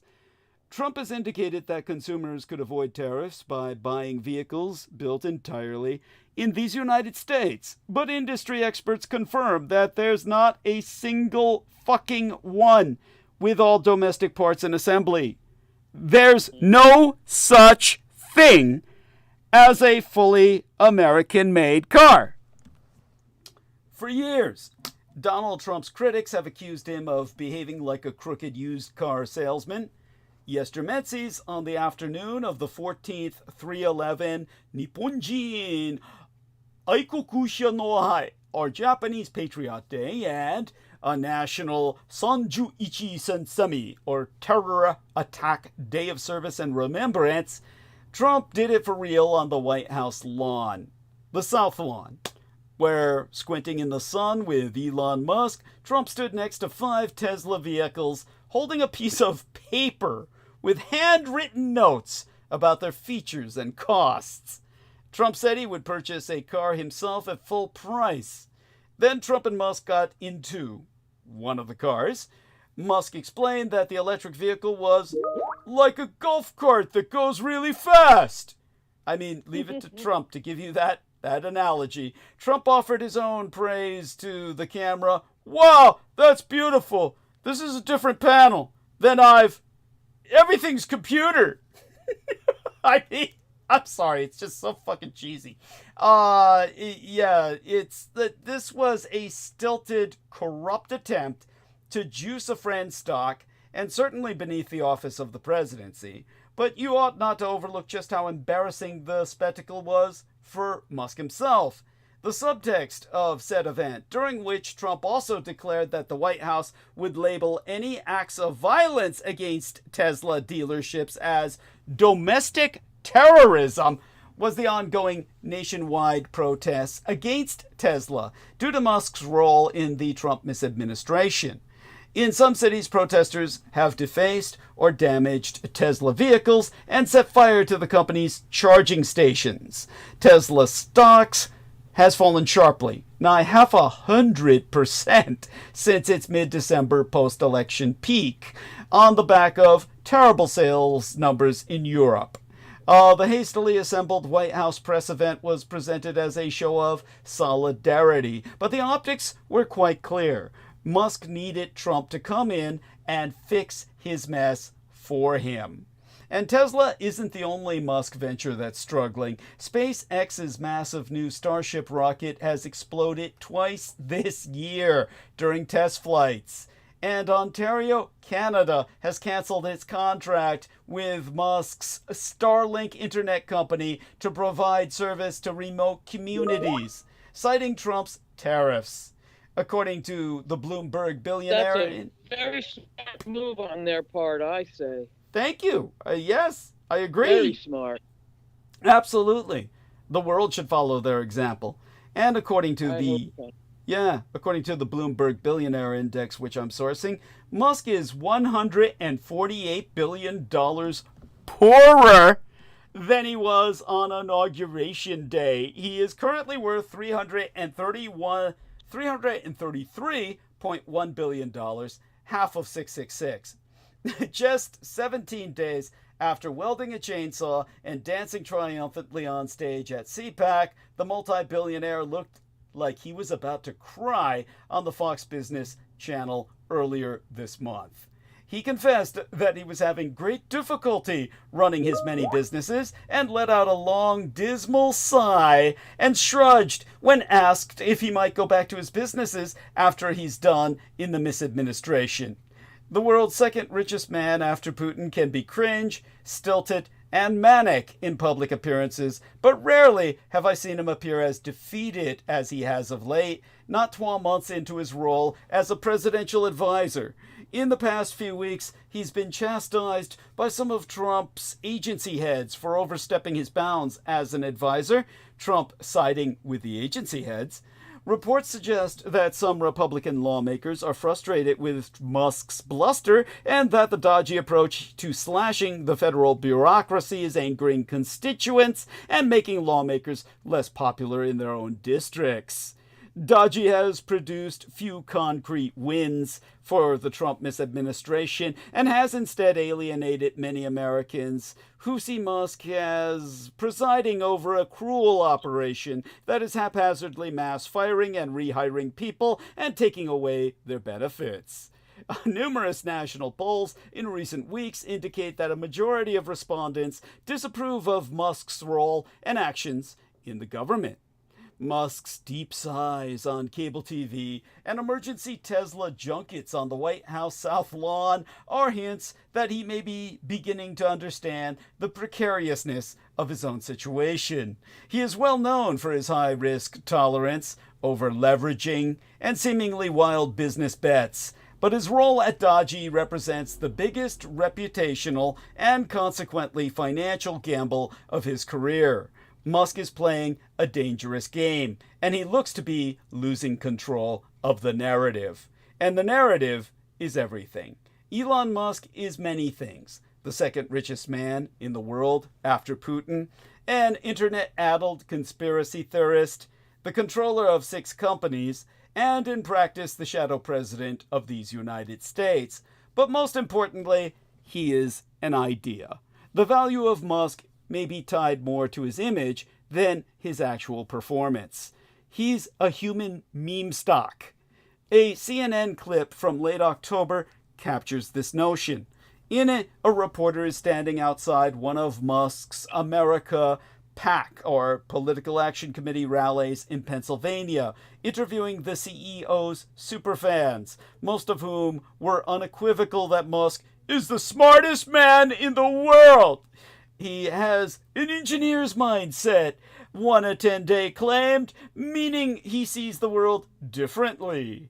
12 other men in that clip say that Musk got them to pay attention to politics, and to Trump specifically. These people had fallen hard for a cultivated image of Musk as a Thomas Edison or Tony Stark type, a great man of history who is single-handedly pushing the bounds of human progress.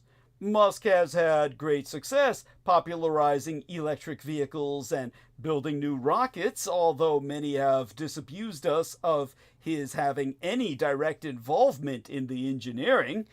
These supporters might have been fans of his companies, but they seem to have also fallen for the myth of his genius. A story born out of years of hagiographic books, news articles reporting his hyperbolic claims, and Musk's own ability to command attention. The image of Musk as a true visionary has proved surprisingly durable. In the early to mid-2010s, Musk took advantage of a different era of technology coverage, one that was more gadget-focused and largely uncritical, to hype his ideas for the future of transportation and interplanetary exploration. At that time, Tesla, his signature project, was coded as progressive and marketed as being in line with climate change objectives. The cultural dynamic of these ideas has changed, but the fundamental product being sold by Musk has not. One man with a singular ability to brute force his way to the future. Musk's trajectory changed after Trump was first elected president. It was during this period that Musk, already an incessant poster, realized how Twitter could be abused to command an unbelievable amount of attention. Even when that attention was negative, the process of repeatedly making himself the main character on that platform elevated Musk's profile. He became... Didn't you hear that he's out now? That's the rumor. He's out. No, dude is said it true? Cheeto Lord said it. Cheetah, what did Cheetah say? It for a couple of weeks. Yeah. Cheeto Lord said his tenure is coming to an end, so they had some kind of deal. Does he give a date? Does he give? Well, 90 I think it days was like or max something. 130 days or something. So Okay. pretty soon. I mean, look, I'm hoping what you say is right. I have no trust in this, but I hope what you say is right. Believe me. Yeah. I mean, Well, will he leave big balls behind? Number one, that whole crew. yeah, that's And oh God, the other thing. What will Trump have actually sellable without him at his side? well, yes, maybe a little bit more stability, but Trump In himself. terms of sellability himself. Yeah. It's like 50-50 love or hate Elon is what I'm saying. I mean, But Trump doesn't have much star power. And obviously they without just him. had a falling out or something. It wasn't, if it was up to him, he'd just let him stay. it's I'm sure. Yeah. How long can these personalities? Because dude's coexist? company's failing, so there's no amount of help that And it's his fault in Wisconsin. oh yeah. Yeah. Yeah. He Yeah, that failed too. there. Oh yeah, he was pissed about that. He tried to pull an apprentice on him. That's probably what that article was that I read. Okay. That You're $1 million to voters fired. and you know that shit as from I the TV show? understand, Yeah, of course. all Yeah, that's what he did. That's all he did. No, I don't believe it, but go on, Holly. all American Tesla trucks have just been recalled for the panels that fly off. Oh yeah. I mean, Twice. yeah. That's This true, is the second right? time. I'm not but- crazy. This is the second time every single one of them has been recalled. Yeah. Now Every single one. remember, Twice. Aristides is an engineer, and Brendan Zoget is he's the automotive expert par excellence based on his father's background. For those of you who don't know, what would we call your father? Kind of like a celebrity mechanic, or what? What would we call your father? He was like a mechanical savant. Mhm. Like a monster garage guy. Exactly. Yeah, like that. Like he was I've known known some. around all over California that he was building yeah. classic cars Yeah. for God. pretty much his entire life. Yeah. He was so- like the Chevy, the main cult. Chevy mechanic, like the old school Chevrolet. Yeah. So I want people to know we know what we're talking about on Team Dietrich when we speak to these subjects. Look, I take seriously what Brendan is saying. But believe me, I find it, just put it this way, I think it's too good to be true, so I'm not going to get any hopes up. I think that, like Holly said, Well, I agree with you. yeah, I agree with you. yeah, I think like Holly I'm said, just saying that's what I saw. No. yeah, Yeah. that I mean, the sledgehammer's already come down. yeah, but what Holly is also asking is Trump may never get rid of Musk simply because, like Holly says, what does Trump have to sell himself once Musk is gone? He may see himself as a celebrity figure, which he is to an extent. He doesn't have the star power that Musk did. Of course, all their star power is going into the negative now, and he may be such a liability, Musk may be such a liability that Trump might see reason, but since Trump has never seen reason before, why would he see reason now? Musk can't stand. I mean, Trump can't stand to have anyone else outshine him. Anyway, Musk or Trump he or doesn't both, want to be either seen one of as them. Musk Yeah, lapdog. yeah, neither one of them wants to be seen as number two. And I said years ago that whatever schism would develop would be ugly and it would be very public, inescapably. Because neither one of them knows how to maintain any sense of nuance or subtlety. But such being said, I'll believe it when I see it. As for Musk himself, he became more polarizing for chastising journalists, behaving erratically, making a supposed weed joke on Twitter that got him in trouble with the Security and Exchange Commission, and getting sued for defamation for calling somebody a pedo guy. I remember it was this man who rescued a bunch of children who were going to drown in a cave in Thailand. And because this professional scuba diver was called in to rescue them, Musk said, oh, he's only going in the cave to fuck them. If you can believe that. And yet, somehow all this only added to Musk's lore. By the way, we're going to check in on Nemo said Trump did start selling digital trading cards of himself. He knows people are stupid enough to buy them. Yes. I guess that's NFTs, right? Non-fungible tokens. Yes. Yes. Yeah. Yeah, quite correct, honey. Did you happen to catch Kid Rock's Oval Office moment? It's a beaut. Kid Rock. You'll need to Google it. Kid Rock. Yeah. Google Kid Rock. I saw it. Office. It's a laugh riot. What are we talking about?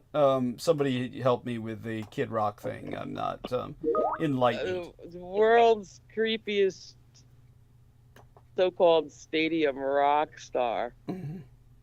Like creepy, stands on the shoulders of Ted Nugent. I mean, guys like that, Okay. Just got his little handshake with Trump in the office there, put on TV. And he's wearing The a meme funky is, cowboy where's outfit, his a red, suit? white, blue outfit.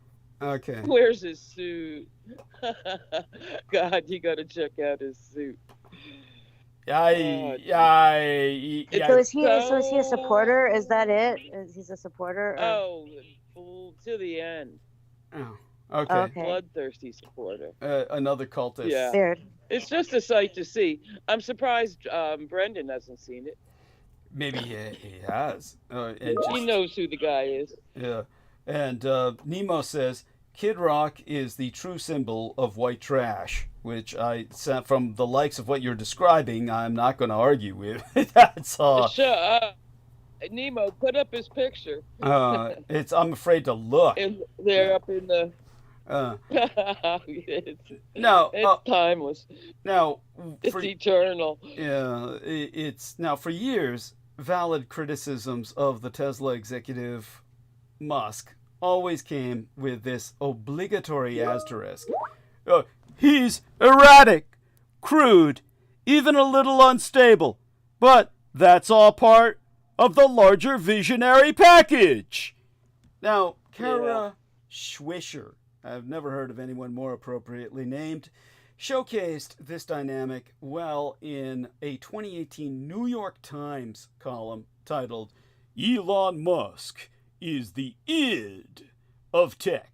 And for those of you who were never educated in counseling, that is a Freudian term of the super subconsciousness.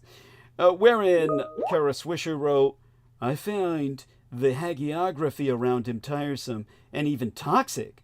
Yes, but also, Mr. Musk's mind and ideas are big ones. As Whoa. Swisher noted, Musk's attention-seeking at the time had a secondary effect of alienating him from some of his peers and fans. But tweet by tweet, Musk found a different audience, one eager to embrace his visionary image, provided he took up their crusade against wokeism. Now, during the pandemic, Musk's posting frequency intensified considerably as he began to stake out more reactionary territory. He called the COVID-19 panic in March of 2020 dumb, and later that year tweeted that pronouns suck. Now, Musk endeared himself to the right wing by positioning himself as a free speech warrior, a posture that ultimately led him to purchase Twitter. Right-wing influencers and the MAGA faithful saw Musk's turn as proof of their movement's ascendance. But what has happened since Musk turned Twitter into X is nothing short of audience capture. Doug, yes. you're not missing much. You're not missing much with not knowing about who Kid Rock is. Thank you. He was like, he blended rock and rap, and it was just awful. It was like, but he became like this early 2000s idol. Like everyone loved him. You're not missing But much. that should be the presidential portrait, that picture of them. Oh yeah, that was awful. He must be cringe. related to It's somebody in the cabinet. Yeah, it was What? cringe. I said he must be related to somebody in the cabinet. No, he's No, just he's got just- money and He's just a vocal PR. supporter. It's just he knows all. Yeah, he knows. Well, that's Remember he shot a bunch of Bud Lights when Bud Light was supporting that one trans Oh, thing. that was Dude, him. Oh, That was him. shit. Oh, Yeah. Jesus Yeah. Christ! What a That's that guy. Yeah. what? That's why he's yeah. considered like the Midwest's like hero. He's like the Midwest hero. Oh, yeah. well, But yeah. when it Go on. comes to these clowns, did you see Kanye's latest stunt? Oh. I shudder no, to but I think. heard something about it. What? Yeah. was it? What is the Doug? What's the hood called? The KKK hood? The Oh, original name. the The Catholic. I saw well, that. in the Spanish, it's called the capirote. Yeah. Yeah, capirote. For So the that Catholic Church, he yeah. puts on a full black capirote Yeah. and goes in for an interview with wearing a swastika necklace, like a bedazzled swastika necklace. Oh my God. And then With but looking like get the this. KKK? But get this. Yeah, the capirote. It's originally a Catholic sacrament, like Yeah. society. Right. The hat or garb. whatever. Oh my Catholic gosh. garb. And so he goes there wearing an all black version and with the swastika. And then he says, and then everyone in the comments are like, I would vote for him for president, as like an alternative to the J-Man. It's like, yeah, we're in for the next 20 years to be ridiculous and unnecessary. Oh, man. When we have a valid option right here in front of us and you get no traction or nothing, and it's awful. Oh no, I'm suppressed. As a matter of fact, what Kanye West dressed as, though he may or may not know it, he was cosplaying the Marvel comic book character that is supposed to be Adolf Hitler, known as the Hate Monger. Which, believe it or not, Yeah. Marvel Yeah, Comics. that's what he's doing. Yeah, Maybe he did know then. Yeah. yeah, but He Take does. that He on. does. yeah, Take but that on. Sure he would. but Marvel Comics is not they're not stupid, and because the original commander-in-chief of Marvel Comics, Stan Lee, was Jewish, he was not at all ignorant of World War II history, and nor was, of course, his primary artist, Jack Kirby. And when they first started the character of the Hate Monger, portraying him as Adolf Hitler post-World War II, they are portraying him in a Roman Catholic capirote. And to show him as being different from the KKK, the capirote is black. So for those of you who don't know, the KKK is, of course, Protestant and militantly anti-Catholic, but they perform a inversion magic where they wear white capirotes, which is in mockery of the Roman Catholic Church because they feel that the Pope is the Antichrist, or a personification, one of the personifications or avatars of the Antichrist. And but the original Roman Catholics used that same garb, both white or black, as a sign of penance. And Crusaders would often wear that to war. They don't portray them as doing that, but Crusaders would often Right. wear that to war, and because they were going to I heard kill people. another side explanation for the robes they wore, the white ones, Oh, okay. was like when you're chasing people down in the woods and fires at night and stuff. Mhm. It was meant to invoke. They were the ghosts of the Rebs that were killed, Yes. coming back for revenge. Yes. Well, those are Ghost suits, yeah, ghost costumes. they're not antithetical reasons. They're not antithetical reasons. They're both. I didn't think so. Yeah, they're both factors. Yeah, I in wanted what, that in there though. yeah, in the clan though. So I think. Imagine the terror. Yeah. I thank you for bringing that up. That's an important point, and yeah, it's an important point. It's better than what they taught us, what they teach you at school, basically. What do Where they they say Yeah. it's white power. That's why they were white. Well, that's also a factor. It's also a factor. Okay. So Yeah. so it's a multi-factor. Yeah. Equation, And for those But of you, not the historical color. yeah. For those of you who do not know, the higher ranks of the KKK often wear different colors other than white. So this is based on the Scottish Rites Masonry as well. So some of them have the Blood red. red. Yeah, blood red, and there might be some other colors, but it's mostly, I think, red and white. And but Yeah, there's the photo of him. there If you you go. want to really want to know. God damn, and so he looks like. And then he has the White Lives Matter shirt. Yeah, White Lives Matter. Jesus But Christ. the point of me bringing it up was there were literally genuine commenters, not satire, saying I would vote for him as president. You know. So yeah. there you go. There you have it. And he has or he thinks he has a chance. Like people Oh. are saying, yeah, I would vote for him. Enough people to where he thinks he's going to do it or something. Right. Because he's that crazy. Yeah. There you go. Amazing how crazy you can So be get. prepared, It's Doug, not for any money. emails coming from Kanye's party Yeah. lines. Yeah. Because That's he'll inevitably have to contact you just for the clout. that would So be you'll have funny. to make that decision. later. Yeah, that at least would be amusing. That would be amusing. I would like that. And so say that again, Holly. What did you say was amazing or something? Oh, how crazy you can get if you have the money. Oh yes. Yeah.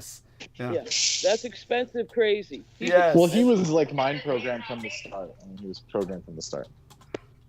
Yeah, he was. But I'm going to tell you something right now. Yes. The guy I could get behind in politics, mock me if you will, but I could support The Rock. At least The Rock 10 years ago. Why 10 Dwayne years ago as Johnson? opposed to now? It's possible that the industry Corrupted and him. a string of horrible movies has maddened him by now. Yeah. But the guy that made Ballers, he's my president. He's been suggested before. So help me God. Yeah, he's been suggested Dwayne Johnson. before. He's been It came up yeah. briefly because people were begging him. to If run. Schwarzenegger can do it, so can you, motherfucker. Well, he We could at need least legally run. I believe he was born in Yeah. the United States. Am I wrong? Right. No, he could. Schwarzenegger only made governor, but I mean, California, remember, blue California flocked to Schwarzenegger. Mm-hmm. Yeah, that was Remember awful. that. Yeah, because he had Oh, Hollywood okay. clout, and did they ever regret it? Boy, did they ever regret Well, it. and they recalled the guy before because he raised the vehicle registration, Yeah. essentially. And that's Yeah. about it.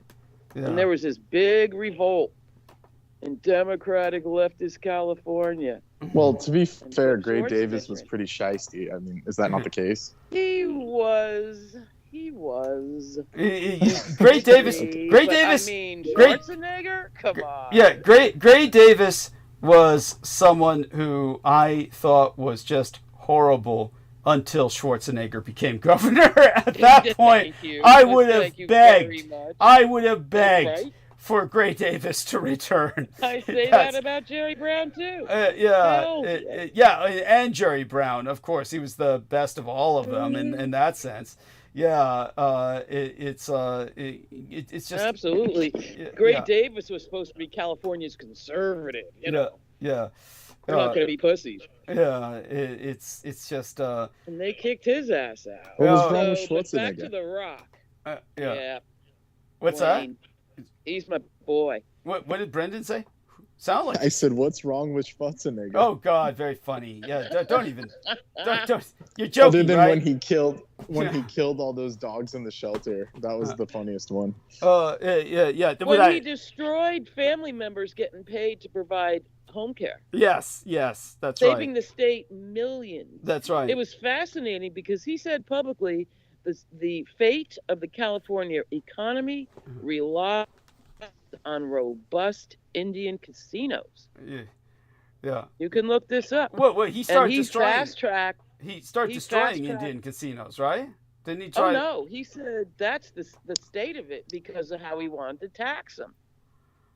And so he fast-tracked a whole bunch of state tribe recognition that they'd been fighting for 100 years to get. Well, that's what I meant. He destroyed their tax. They were like Exemption. churches. Yeah, they were tax exempt. Yeah, and he destroyed that. So he began to impact them. Well, well, okay, yeah. How are you arguing with that? It's like you're bringing the subject up. No. I'm sure we agree. Yeah, we do. We do. I guess it's just the way I was vocalizing. What I'm saying is he allowed many tribes to become recognized in order for them to build casinos. Mm-hmm. Yeah. But then it was pointless because then they get taxed and then they don't hire as many people and it's just a moot point. And it's all stupid. Okay. I'm with you. Yeah. Because I worked at a casino. I worked at an Indian casino. Yeah. And the jobs they generate ain't shit. Trust me. Oh, they're horrible. The whole thing is bad. Yeah. It's not benefiting anyone, and you just go and dump your money there, and then that's where all my grandparents' money went when they were alive. That's what Schwarzenegger was counting on. Is what I'm saying. Yeah. That's how crazy he was. Yeah. Yes. Yeah. To say the least. Yeah. That was my reference point was when he closed all the shelters, and then basically any no-kill shelter, he stopped funding them. Yeah. So all the other shelters had to start euthanizing and shit Oh. because they were just overflowing with dogs and random animals, and it was just a big scandal. It's just like that's horrible. Yes. I mean, but there's so much else he did that was just what Holly brings up about the in-home supportive services was, of course, what could have impacted. That's got to be myself. the worst one. Yeah. That's got to be the worst one. Yeah. I mean, So I survived in terms of my in-home supportive services status with my parents, but it was with no help from Schwarzenegger. It's because I fought like hell, and so it's Well, before him, you got paid even back then, $15 or $18 an hour, something deep. I didn't get paid anything. You remember that? My situation. No. What my situation was. No, I'm saying people in general. Yeah. The state. That's what the state program paid. Mm-hmm. And it was extremely economical. Mm-hmm. Okay, so I'm taking a look at what was presented here by our man Brendan Zogit. I'm going to link to this. Says report: Trump tells his inner circle Musk may step back. Okay, that's nothing, Brendan. He keeps saying that. Hey, I didn't report on it. The Japanese did, and it was a quote from Politico. So there you go. It's even more suspect. It made it all the way to Japan. Yeah. It's well, it's like, because they're hoping. Everyone's hoping, like what Doug said. Yeah. We're all hoping. It's like for wishful that. thinking. Yeah, we're all hoping for that. But it's so like. Who is going to? I mean, can Vance? Trump's not going to fall back into the arms of the Christian right with Vance. Who will prop him up? And by the way, you can see here the hat where Musk is wearing a hat that says Trump was right about everything. That's literally on his forehead. Which doesn't make any sense. It's just so pointless. Yeah. That's the craze. Yeah. He's just pandering. Yeah. Yes, of course. But that's just how Siamized they are at the hip. Is that kissing to make up? I don't think. No, this was when he got elected. This was way back. Yeah. Oh, I don't think that they're kissing to make up because I don't think there's any split. Honestly, honey, it's basically. I think Brendan is hopeful. I'm hopeful. Yeah, but I'm not. We'll see it when we see it. I'm not hopeful either at all. Actually. Yeah. Well, I think the most damning thing would be him losing that judge seat. So I'll try and, even though he paid off a bunch of people. Yeah, I'll try and provide analysis of that. That's obviously important. The Wisconsin thing, apparently he did. Yeah, apparently he did what, honey? She got it.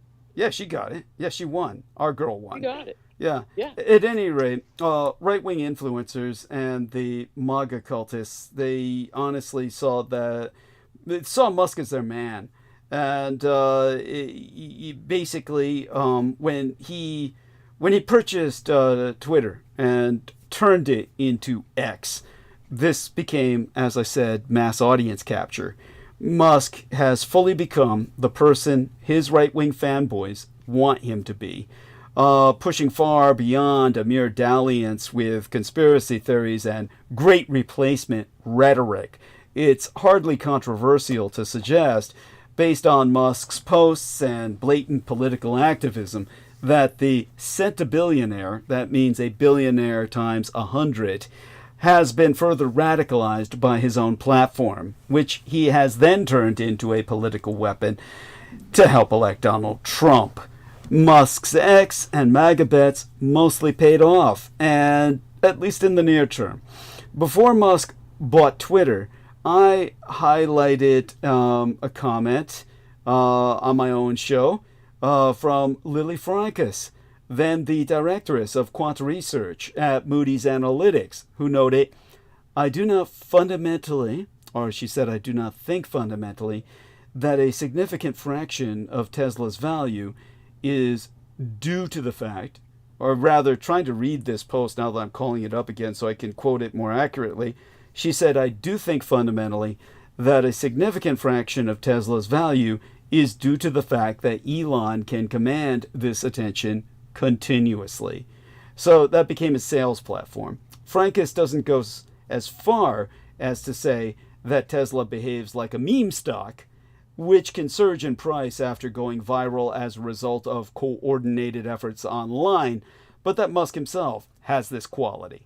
Musk's Twitter purchase was a bad deal financially and has been detrimental. Well, it's obvious that's what he's done. Because, Thank you. like, you guys remember a few years ago the flamethrower ordeal and all that shit. Tell us.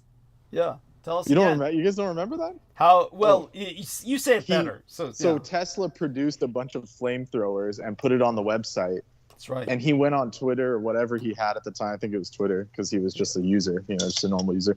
He was saying, "Don't buy it, guys. Don't buy it." And then it sold out within an hour. Of course.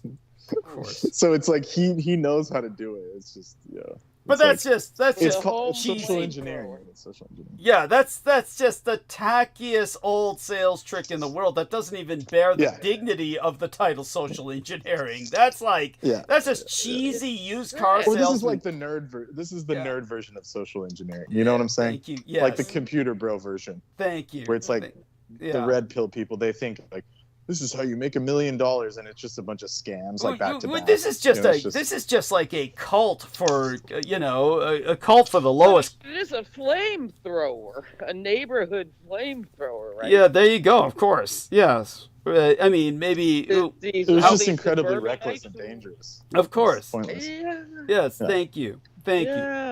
Yeah. It's. So, as I was saying, Musk's Twitter purchase, it was a bad deal financially. It's been detrimental. Oh, and it was, okay, yeah, get this. It was called not a flamethrower. Of course. So he could legally sell it. Oh, boy. Yeah. And it was by his boring company. Yeah, of course. Of course. It's all cheesy as hell. There was a run of ads like that made fun of commercialism. Back in the 90s, there was a run on regular old TV of ads that kind of mocked on the commercial industry. I can't name one right now, but it was considered like the height of sophistication. You know what I?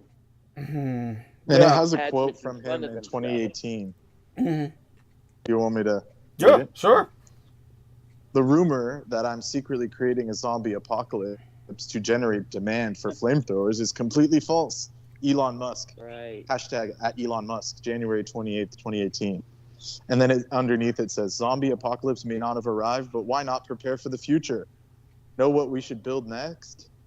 Apply now. Make it happen. It's like a job. You click and apply for jobs. Or a dog whistle. Yeah, well, it's his whole life is just based on this kind of incel apocalypticism. It's involuntary celibate might want you to work for Yeah. free. Oh. Yeah, and the whole zombie movie industry Mm-hmm. has always seemed kind of sentient, but with or without prion disease, you know what I mean? Kind of allegorical, at least. Maybe. I mean, I've told people about this in depth. I've gone into it for hours, as you well know, Holly. I think all that brings to my mind at the moment is when I was dealing with that Jap trash piece of shit, Daryl Hamamoto, and I was explaining that it was George Romero's Night of the Living Dead that was the first to convey, in a sense that the public could grasp and understand immediately, this concept of zombies as being entirely different from what zombies were always understood as from the days of voodoo, which was essentially involuntary labor. Volitionless labor suddenly was converted to a feral cannibal status, which were real back then, kind of. I'm sorry, what? The workers, I mean, that was actual. Yes, of course. Yeah, involuntary labor. Yes, of course. Yeah, but that's then the mystification of. Well, then what happened? Like, yeah. Well, it's like the equivalent of orcs, if you will. Well, another example. You got to think of better analogies. Mindless. Yeah, I am. But just this sense of reasonable people being overwhelmed by forces on a whole different wavelength from them. Yeah, you're talking about the cannibal manifestation in cinema. Well, and Kid Rock fans. Also Kid Rock fans. All right, let's not get too obscure with all of this. I mean, honestly, at this point, we're turning it into something. This is just psychedelic experience at this point. So when it came to, I'm not even high. Yeah, when it came to Daryl Hamamoto, of course, he just he couldn't understand a word I was saying, and just automatically was insecure and needed to basically start trying to show off. He turned it into this male competitive bullshit, where he started talking about other zombie movies, like, oh, the zombie movies before then. He starts naming off all these early zombie films, but none of them portrayed zombies as cannibalistic. That's his insanity, is that he couldn't even understand what I was saying. All he thought was, I've got to counteract what Douglas Dietrich is saying with some competitive bullshit, that I know something, you know, that and started naming all these stupid titles out. All such having been said, we'll move along with that. It's like it's a topic that we can go on for hours about, because I've gone into the use of predictive programming with the movie World War Z, and just how the entire thing was based on the allegory of the neutron bomb. And I've gone into this in depth. We don't need to go into that right now. And World War Z was Israeli money. Yeah, of course, because it's predictive programming about what the Israelis are gonna fucking do, and making the Palestinians out to be flesh-eating zombies, of course. Though in the film and in the book, I think. Yeah. Carry on, Doug. No, go on. You think what? What? Jesus. I said I was gonna say. I think that they are pretty much past the point of needing nukes. Like. At this point, they did it all with conventional weapons. So I think it was good enough. Yeah. Oh, look, I hear you. Go on, Holly. Whatever observations. Because I doubt the rest of the Arab world's going to rebel at this point. It's a little too late. Yeah, they don't care about those people. Yeah, got you. Yeah. And when it came to and weaponry's come a long way since the nuclear scare days of the 70s, you know, when we had to hide under the desks and the drills. Mm-hmm. Yeah, the quality of weaponry now is, you know, real Jetsons, personal jetpack stuff. Woohoo! As illustrated by what you Brendan was saying about that Helsing group. Yes. And I read about another one, Mhm. albuferin or something like that. Same thing. Sounds like a Full painkiller. scale autonomous war vehicles. Is that a play on Air, the pharmaceutical ibuprofen? yeah, albuterol or something like that. Albuferin That or sounds like something. that sounds like my steroid in suspension for my nostrils. It starts with ALBU. Your destiny. That's what they do. Okay. Yeah. Full size. Well, this is what war is all about. We're becoming more automated for the nations that can afford it. Yes. That leaves only a few nations on Earth capable of waging modern war. Israel, Switzerland, Taiwan being preeminent among them, believe it or not, more so than even Japan or Germany or the United States or Russia. Japan or Germany would be on the tier after Israel, Switzerland, and Taiwan. And then at the bottom would be America and Russia. Of course, everybody else is pretty much following after that. Britain, of course, would be up there now with the model for Germany and Japan, right behind Israel and Switzerland and Taiwan. So Let me interrupt. Does Of course. Switzerland have the hardware forces or just the money? it's both. the- Switzerland's just very quiet about its Where do they development. keep their shit? Honey, It's not they've a very got big country. honey. Think of Switzerland as an iceberg. It's all underground, like North Korea. Okay. Yeah. That's yeah. Yeah, Okay. Switzerland Okay. is mining territory, honey. That's all they do is dig tunnels. They are loaded Right. with tunnels that lead to all the rest of Europe. Yeah, so Well, that's a fascinating fact. yeah, That they're third. yeah, Mind-boggling. yeah. Well, Nobody in America knows that. well, of course not. I mean, they should. You would think it would be common sense, but yeah. The reason why is look at all the mountains they hollowed out as safes and vaults for all their gold. That's of course Oh, they're gonna. yeah. Of course, they're going to have the military to defend it. Yeah. There we go with that. I mean, they came on a good thing. They're never going to let it go. I mean, they were fools enough already when the Japanese showed up with digital watches, and they were looked on as a joke and a laugh, as a clown show when they showed up at Right. the Swiss watch convention. Oh, God. And then, of course, the Japanese Swiss watches took the world. They overtook the market, and now, of course, nobody even has watches. Now everybody's got their cell phones. And Though- an Apple Watch. yeah. Apple took over the watch market. Yes. Oh my God. Well, that's. I'm not even. And everybody has a watch again. Yeah. There you Funny. go. I noticed that. It is. It is. It is funny. Yeah. Well, yeah. It's a nice fashion statement. You were going to add something? Whoever's... I don't know why, but that's what they do. Imagine the billions and billions and billions. Yeah. Yes. Yes. Okay. Now, such having been said, the point that I was making, of course, was that Musk has fully become the person his right-wing fanboys want him to be. He's pushing far beyond this mere dalliance with conspiracy theories and the great replacement rhetoric. It's hardly controversial to suggest, based on Musk's posts and his blatant political activism, that this centibillionaire, as I said, it's a term that means a billionaire by orders of magnitude times 100, has been further radicalized by his own platform, which he then turned into, well, he basically weaponized to get Trump elected. And his bets have mostly paid off. Before Musk purchased Twitter, as I said, there was this comment from Lily Francis, the directress at Quanta Research at Moody's Analytics, who said that she did think that the way she expressed it was very strange to me. But her quote, what were you going to say, Brendan? You had something to say? I was just wondering. I thought I heard him jumping on.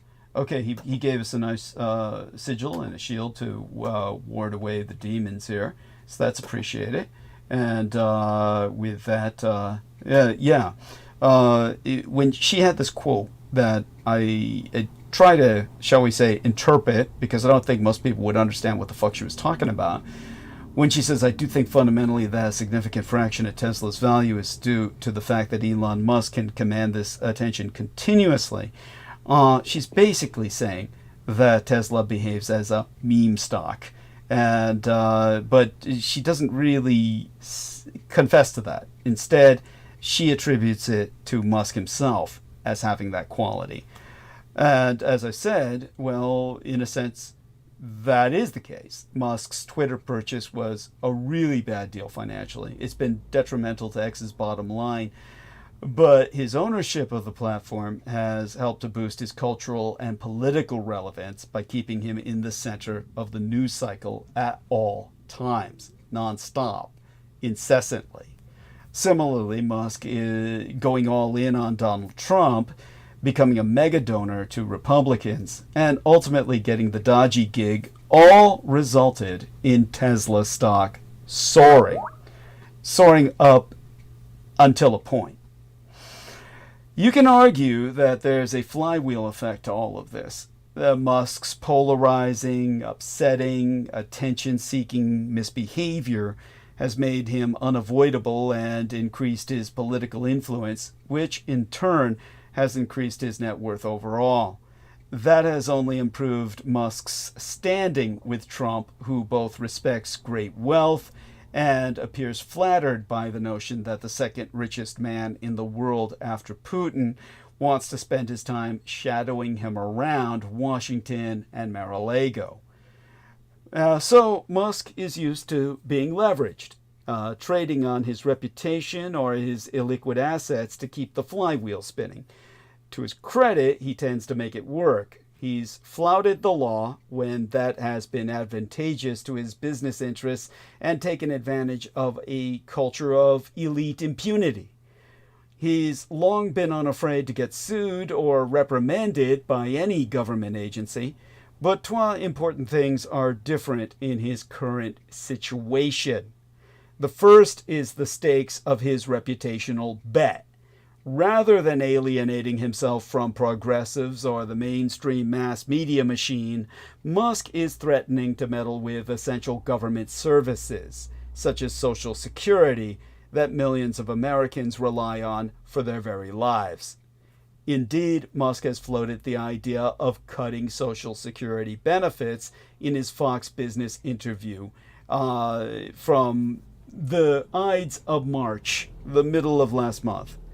Whether he's in charge of cuts or not, as Dodgy's figurehead, Musk risks infuriating countless people who object to the federal mass firings. Breaking the government is orders of magnitude different than buying a niche but influential microblogging platform. The second difference is the man he's tied his reputation to inextricably, Donald John Trump. Musk's attention-seeking and fondness for organizational chaos are usually unmatched, giving him an advantage in most of his dealings. This is not the case with Donald Trump, whose shamelessness and penchant for discarding close confidants whenever they become liabilities are well documented and what are leading credence to Brendan Zogia about what Politico magazine has published that was then essentially circulated by the Japanese news outlet whose link was shared by Brendan. Musk is rich and powerful, but he is not the durable, singular political figure that Donald Trump is. It is not difficult to imagine a scenario where this ends poorly for Elon Musk. The flywheel could reverse. Musk could become universally reviled, causing the protests to increase and his net worth to shrink. The second richest man in the world after Putin is valuable to Trump, as is the myth of Musk as the modern Edison. But mere multi-billionaires, they are fungible tokens and easily interchangeable dice members in Trump's eyes. Just ask Mark Zuckerberg. It would be foolish to suggest with any certainty that Musk is cooked. Historically, he's managed to wriggle out of trouble. Perhaps the most hopeful outcome for Musk is that Trump has too much of his own presidency tied to Elon Musk to throw him under the bus. It's still too early to say. Now, yesterday's Would Musk come after Trump? uh, Some weird business vendetta. And boy, Zuckerberg sure hasn't been getting any love. that piece of shit. Yeah, Right? but then again, these people don't really need He it. lost that one. Well, He lost that cage fight. yeah, I love that. That's a good analogy. Yes, yeah. I'm sure he'd love to be up in there. Now, so last month's White House stunt, the car salesman dealership opened on the White House South Lawn, had all the hallmarks of Trump corruption, but there was something else as well, an air of desperation. It was a tacit admission that the protests are working and that Musk and Trump are both rattled enough by current sentiment that they're willing to turn the South Lawn of the White House into a showroom. Watching Musk clam up on Fox Business or quietly idle next to Trump in front of the White House, it's even easier than normal to see past Musk's trademark bullshitting and bluster. These moments make clear that this time, Musk has he's wagered the only thing he can't easily buy back. The very myth he created for himself. Then, too, today is Donald Trump's Liberation Day, whence upon he announced who'll get the next round of American imperial tariffs and who won't. It represents Americans being liberated from free-ish trade, but not those countries and industries who do the right thing by their trading partners, nor treat the United States as a dumping ground for excess product. Trump is right in his own mad mind, and Elon Musk wears a cap declaring Trump is right in all things. In point of fact, American imperial factory activity contracted in March for the first time this year, and prices accelerated sharply for a second month as the drumbeat of higher tariffs reverberated through our economy. According to data released yesterday, the Institute for Supply Management's manufacturing index declined 1.3 points last month to 49. Readings below 50 indicate contraction, and the figure was slightly weaker than the median projection in a Bloomberg survey of economists. At the same time, the group's price measure increased to the highest since June of 2022. Over the past 12 months, the gauge has increased 14.5 points, the most over a comparable period in 4 years. With Donald Trump pledging more tariff turbulence today and the rest of the world primed to retaliate, options traders are betting treasuries will extend their rally ahead of any details on the president's reciprocal tariff plans. Evidence that investors were girding for new tariffs was accumulating as the once churning American imperial economy begins to stumble under the weight of Trump-driven uncertainty. Investors tend to buy treasuries when they believe growth is going to slow and eventually force the Federal Reserve to ease monetary policy. A popular haven in turbulent times, American imperial government bonds have also drawn buyers following weeks of tariff-fueled volatility in stocks and other assets. The preparation for more economic damage can be seen in everything, from big options wagers on lower Treasury yields to expectations of deeper than expected cuts from the Fed reflected in interest rate-linked derivatives. Lopsided demand for call options, which are used to bet on higher Treasury prices, is another important indicator. The premium investors are paying for calls relative to put option stands at its highest level since August of 2024. Per Thierry Witzman, global currencies and interest rate strategist at Macquarie Group, there is a large part of people in the marketplace that are putting much more emphasis right now on a recession than an inflationary episode without a recession, or at least a slowdown.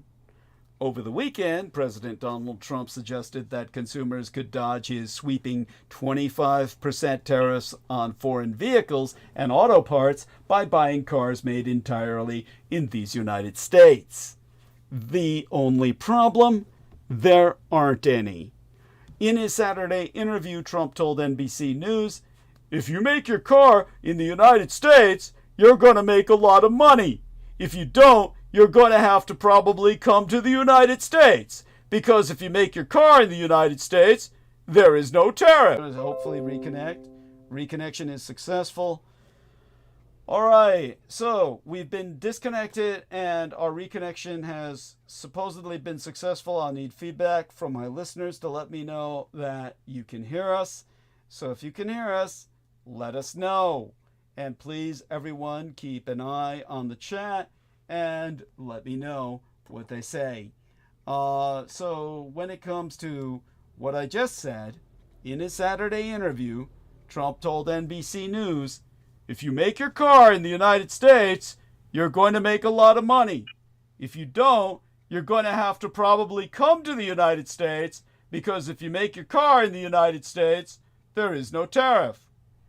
Now, Trump, who just announced a new tranche of broad-based tariffs today, said he couldn't care less if automakers raise prices to offset the costs of the import taxes, and denied recent reporting that he'd threatened industry executives not to do so.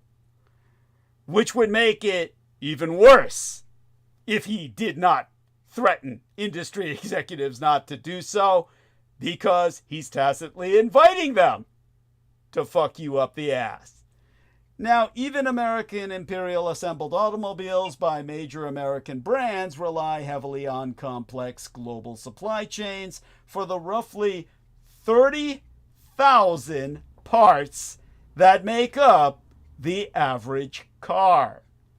Overall, the percentage of auto parts that are sourced abroad hovers around at least 40%.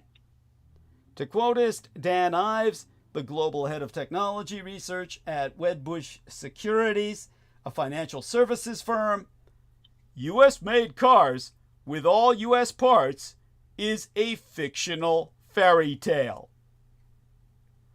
Ivan Drury, director of insights at Edmunds, puts it no less bluntly, telling the Fourth Estate this month that, in his words, there is no vehicle where every single component is manufactured from the ground up in these United States. Damn straight. Now, a senior automotive executive who asked... Let alone the chemicals. Well, thank you. Well, where's transmission fluid come from and shit? Thank you. Superclutch 420 says, "Can hear you." Thank you so much, dear Superclutch. And if you would be so kind, dear Aristides, as to place the link to his video and his channel in the chat again, I'd appreciate that profoundly. Okay, now, there was a senior automotive executive who I spoke to through my son's husband's connections, who asked to speak anonymously to avoid disrupting sensitive negotiations with the Trump misadministration, who expressed concerns about the industry's ability to adopt tariffs because of the manufacturer's extensive supply chains abroad. Even though many vehicles, both foreign and American, are assembled domestically, they're all built using lots of parts that aren't made in any American Imperial factories. According to a recent estimate by Anderson Economic Group, a consultancy that has worked for major automakers, consumers will see price hikes of 4,000 United States dollars at the absolute barest minimum by conservative estimates. Far more likely at $12,500 per car in terms of price hike. because of tariffs, all dependent, of course, on the particular vehicle. A White House spokesperson pointed to the president's previous statements that the best way for automakers to avoid tariffs is to build in America. Same spokesperson claiming that the misadministration is also calling for tax breaks to incentivize purchases of American imperial-made vehicles and pursuing deregulation to lower industry-wide costs. Well, I can tell you that automakers are required by law to report the makeup of their car models to the NHTSA, the National Highway Traffic Safety Administration. Remember, I used to work for the government, which publishes a list each year. That report, mandated by the American Automobile Labeling Act, includes the percentage of parts that are sourced outside the United States and Canada, as well as the country of final assembly and the source of the vehicle's motor and transmission. I myself presume that that list ought to be a practical guide for shoppers looking to see how exposed to tariffs any given model might be. The 2025 Kia EV6, for example, is made of 80% American Imperial and Canadian parts, according to the NHTSA's list, making that South Korean vehicle one of the most North American made of any global automaker on Earth. Most other models have far lower percentages of American Imperial and Canadian parts, though the law doesn't require automakers to disambiguate between components sourced in these United States and those from Canada, potentially limiting this list's utility to shoppers, given that Canada faces blanket tariffs of up to 25% on most goods as soon as today. So, you're fucked. Now, I'm wondering yes, what country or countries makes the little battery that goes in every single electric car, both Teslas and non-Teslas. I Because think I'm China. wondering- Wasn't he building everything in fucking China? Yeah, I mean, he's got plants here, and they all do, but I don't know if they're the ones, you know, I figure there's all these batteries coming over on container ships when your electric car wears out and needs a new battery. The linchpin of the whole scheme. So, wow. Yeah. Yeah. I mean, I'm frightened about catalytic converters, too, but, Yeah. I mean, that's the whole linchpin for the electric cars. Well, Aristides, you can look this up for us, can't you? You're pretty good at this sort of thing. Where do these batteries source from? We'll see when Aristides gets back to us. Don't be afraid to break in or just verbalize it. Yeah. Yeah. What is it? What is the name of the batteries you want me to look up? Well, any electric car battery from Toyota, Tesla. Yeah, I thought you wanted to know specifically Teslas in particular. Oh. Well, I'm wondering about all of them, but Tesla would be the first question, yes. Yeah. So, As to So where in terms of affecting the great electric car industry, what she wonders is where these batteries are sourcing from, Aristides. Nemo says, while Tesla manufactures its own batteries, a key supplier of battery cells and materials, particularly in China. There we are. Thank you. And so they put them together in the Tesla plant in Georgia or whatever. I suppose. I presume. yeah, for sure stuff comes from somewhere else. They didn't get all that in the U.S. Yeah, thank you. Thank you. I just pictured a bunch of compact little boxes coming in giant container ships. Well, communist China has got a near monopoly on batteries because, of course, they are dominating the rare metals industry, and they're willing to pollute themselves to death. Yeah. So, Nemo. And you can't get an aspirin that isn't made in China, so they're also the pharmaceutical dominator as well. Well, thank God. There's plenty of aspirins made in Germany, and they are available, but I get what you're saying. Are the they? pharmaceutical. Because Yeah. I searched, Okay. Yeah, but China German dominates aspirin. pharmaceuticals. Yeah, believe me. Yeah, see, I think all those German companies are getting them made in China. this was a thing. I mean, it was just a point of interest with me and somebody else. I mean, that may be possible. I mean, I'm not going to deny it. I won't argue that because it makes sense. This means pharmaceuticals will go up. Yeah. So our man Nemo says China's CATL has been manufacturing LFP batteries for Tesla cars to Tesla for cars made at its Shanghai plant since 2020. Thank you. Right. And I mean, Elon Musk. It's not very long.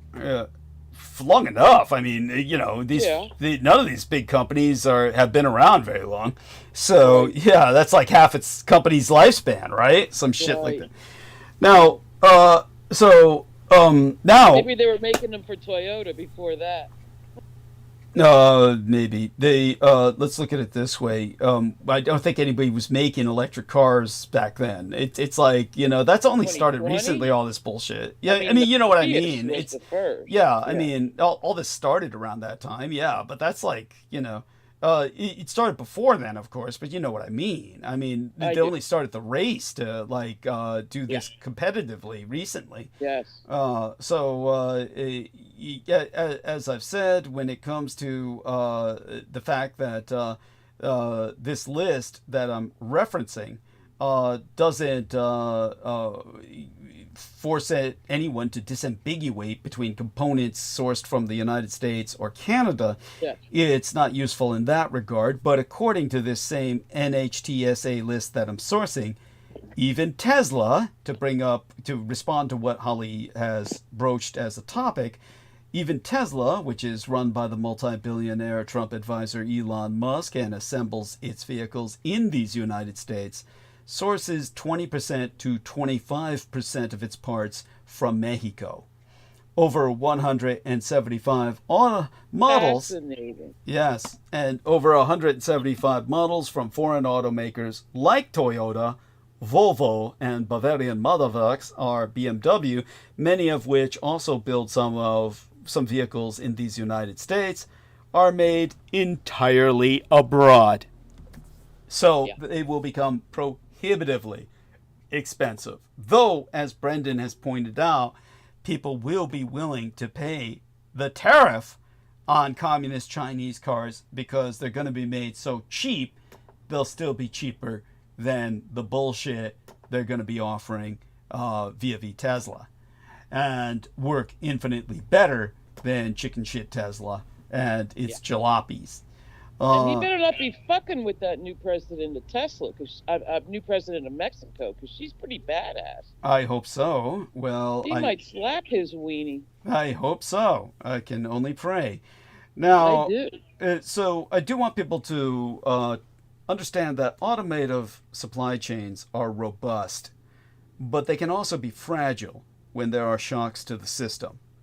For decades, American imperial companies have offshored parts of their manufacturing operations, relying on factories in mainland China, Mexico, and other countries where labor is cheaper. Any tariffs on those foreign-made parts will add up, especially within North America, where manufacturing is relatively integrated and items cross borders multiple times. Moving more of automakers' supply chains to these United States is theoretically possible, and it could achieve the Trump administration's national security objectives while bolstering domestic manufacturing in the long run. But that would take years. Amy Broglin Peterson, a supply chain expertess at the Broad College of Business at Michigan State University, concludes, I actually see the parts tariffs to be more of a risk factor than a finished vehicle tariff. Establishing a presence here from a manufacturing perspective is not a short order. It comes with a very lengthy timeline. It comes with a very heavy cost. Speaking of heavy cost, Elon Musk lost his big bet.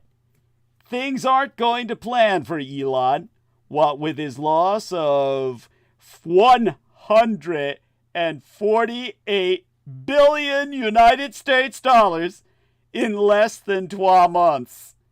The Wisconsin Supreme Court judicial race became an electoral referendum on the multi-billionaire's misbehavior. Elon Musk's candidate, Brad Schimmel, lost a Wisconsin judicial race despite Musk pouring millions into that campaign. Susan Crawford won 55% to 45%. Better news. That's big.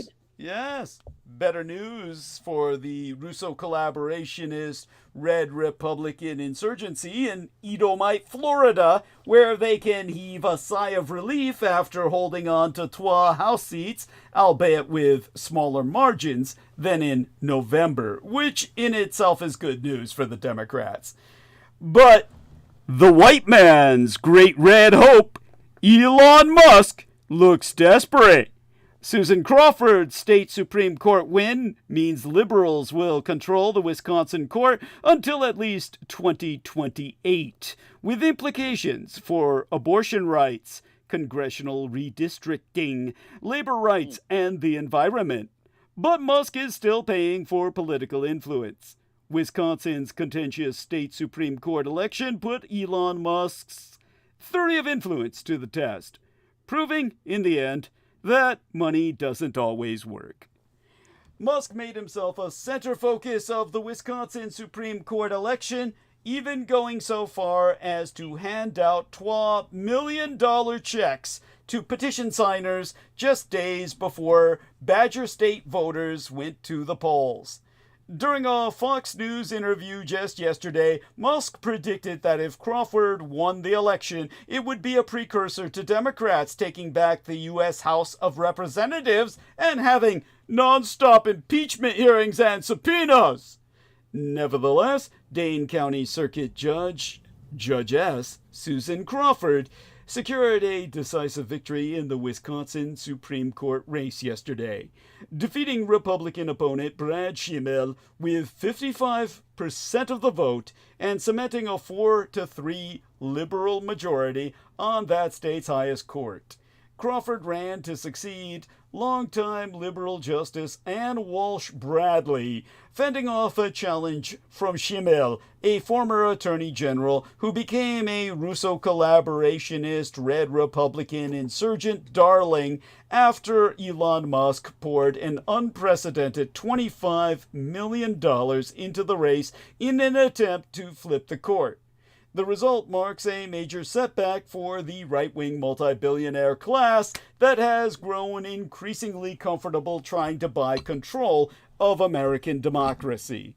According to data from the nonprofit Brennan Center for Justice, Musk's entry into the race set off a spending war between liberal and conservative mega donors. Nearly $100 million was poured into this contest, $45 million backing Crawford and $53 million behind Schimmel.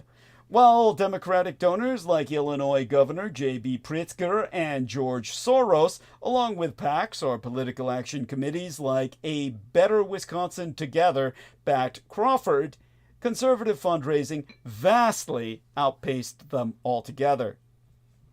Right-wing groups such as America PAC, Building America's Future, Fair Courts America, and Americans for Prosperity dominated the donor leaderboard.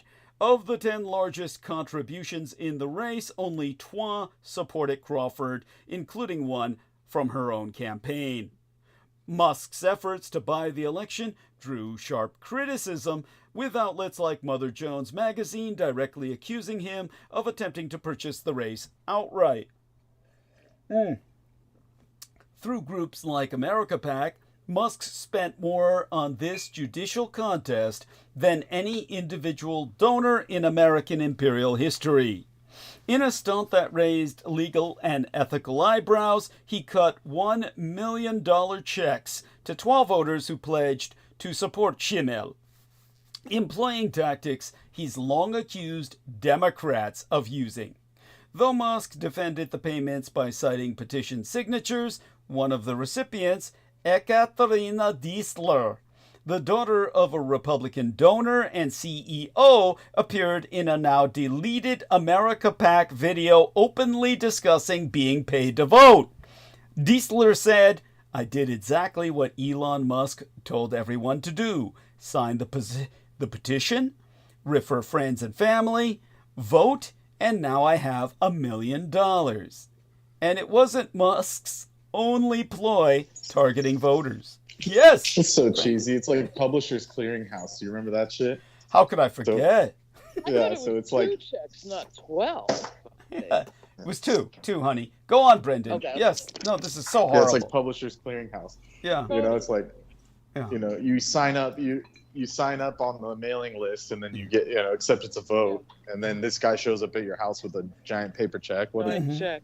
so sick. I mean, this is ridiculous. No, but Brendan is. And it yeah, was go- the lady already rich, essentially? It sounds Yes, like, right? yes. Yeah, She's so the it's just- daughter of it's a one of the total mega moot point. donors. She was one of the mega Yeah. donors' daughters. Oh, so it's just totally fake then. in Yeah, that case. was in the headline. That You'd they be better both off picked. voting for the Yeah. lottery. Yes. Thank you. The other one too. Thank you. Thank They were You know, the scoped plebes, he wouldn't give the plebes $1 million, of course. Yeah. No. Yeah. If he did, I'd be there fucking voting. I'd be up there. Right. Yeah. Hey, Musk. Where do I sign? Yeah. Yeah. I'm with you, man. Yeah. Right. But Then you'd give it all to the Dolphins. yes, yeah, no, I wouldn't. But yeah, at any rate, so Like that. what Brendan is forgetting, because he never was part of that scam, he's forgetting that Publishers Central Clearinghouse, which I'm assuming you saw growing up on TV or something like that. I don't think your parents. Oh, were, yeah. It was a famous. yeah. Yeah. You didn't. I never knew anybody that won. Yeah, of course not. But I mean, Yeah. I don't think your parents ever played it, did they? Your parents just were not that old. It was No. mostly seniors. This was the horrible thing about it was a senior citizen scam. It was a scam Yeah. targeted Yes. towards senior citizens. And what would happen is they would convince senior citizens that they were like extended family. In other words, senior citizens all recognized the two celebrities that were involved with Publishers Central Clearinghouse. Ed McMahon, and who was the other guy who was there forever? I forget his name.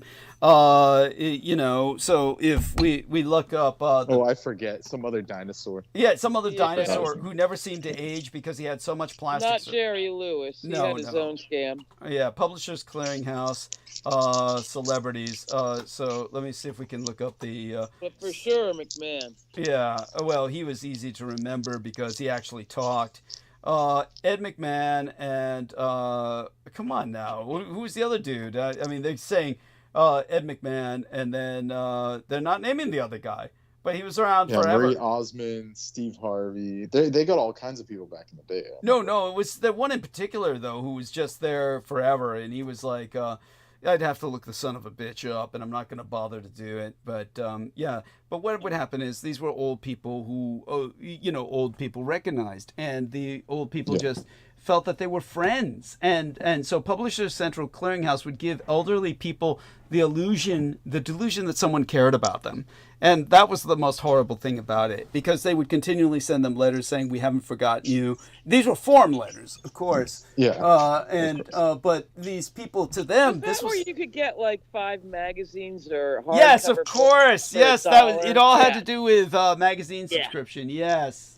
And hardcover books. Remember the book clubs? Yes. 10 hardcover bestsellers for $1, and after that, $50 a month Yeah. for Yeah. whatever we send you. Yeah, and it would be all shit like Sidney Sheldon, Sidney Oh, Sheldon, yeah. shit like that. yeah. It's like, for those who are too young to remember, look the name up. This was like, not even Shakespeare produced as many books as these people. Yeah, Sidney Sheldon was squeezing out a book what? It was something And impossible. his Collins sister, Jackie Collins. Yeah, something impossible. Yeah. Books about novels about pets and shit. Oh my God! Don't even get me started. Yeah, that's so sad. At any rate, That was huge. I haven't thought about it in years. of course not. But this was similar. It was like that reborn. And like I said, of course, this thing with the $2 million checks wasn't Musk's only ploy targeting voters. His PACs, his political action committees, offered $100 for signing petitions opposing Yeah. activist judges and paid $20. At least he passed out $20 bills to anyone willing to pose with a cardboard cutout of Schimmel giving a thumbs up, doubling that payment to $40 if it was done outside a polling place. By the way, that last tactic is illegal. Really? Yeah, that's an illegal tactic skirting Wisconsin's Wildly. law prohibiting Well, aren't they electioneering. all? Yes, Aren't yes, they thank you. Thank you. Well, yeah, Presumably. Yes. That's right. Yes, That's thank right. you. Thank Like you. if any of But us he did must that, we have had would to get be in the 100 clinker feet out immediately. or Oh, yes. something. Oh, yes. Thank you. Yeah, yeah. It's like, of They course, throw the book at us. Too. yeah, of course. You know why no one gets busted for that? Nobody has the money to spend on a stunt like that. That's why nobody gets busted Yes. for it. Who the fuck wants to pay people $20, to hold a cardboard sign up by the hundreds of thousands? It's like, but yeah, but basically all of this skirts Wisconsin's laws prohibiting electioneering within 100 feet of polling sites. So he was asking people to Wildly. break the law, and people did wind up arrested and in jail. Musk even boasted about it on Twitter, saying, "You could make over $1,000 in one day just by getting out the vote in Wisconsin." Now, much of the money back in Schimmel went toward, Like a set extra, thank you, much of the money back like in, for movies. yeah. Now, much of the money back in Schimmel went towards political ads. Many of them targeting transgender people. This is going to be a theme tonight, and I'm going to explain why. Now, remember, it was just recently the International Transgender Day of Visibility. Most of you never even knew it happened. But these people, they would never forget. So, one ad, now unlisted on YouTube. Listen to what I'm saying. YouTube unlisted it after my son and the Blood Boys each filed a complaint. It was titled, "Not Okay." Framed transgender rights as a radical agenda, denounced gender-affirming care for minors, railed against trans people using bathrooms aligned with their identity, and objected to trans girls participating on girls' sports teams.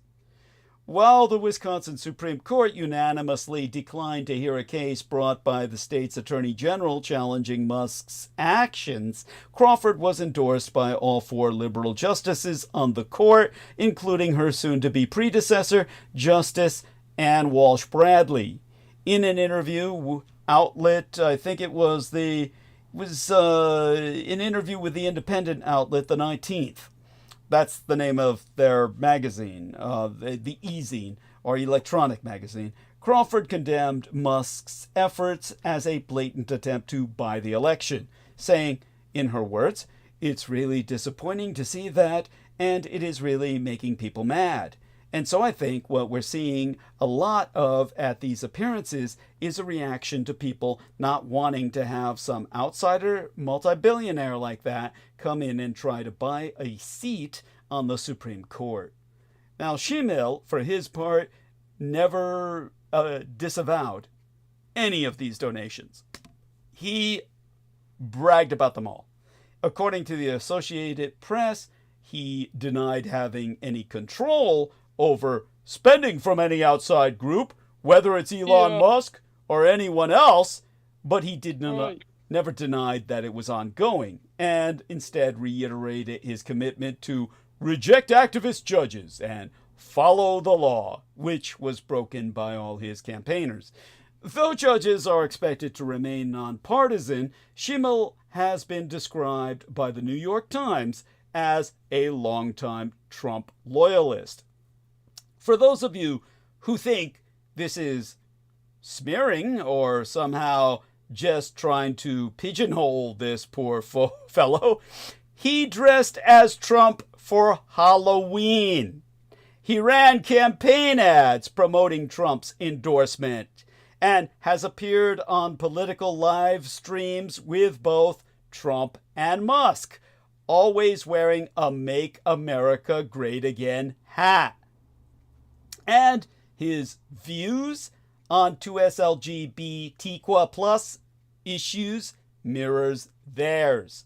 According to Glade, the Gay and Lesbian Alliance Against Defamation, he opposes marriage equality, abused state funds to send his lawyer to an Alliance Defending Freedom conference, which for those of you who don't know is a Russian insurgency that absorbs and assimilates American evangelicals. And he supports religious exemptions that enable anti-2SLGBTQ plus discrimination and opposes abortion rights.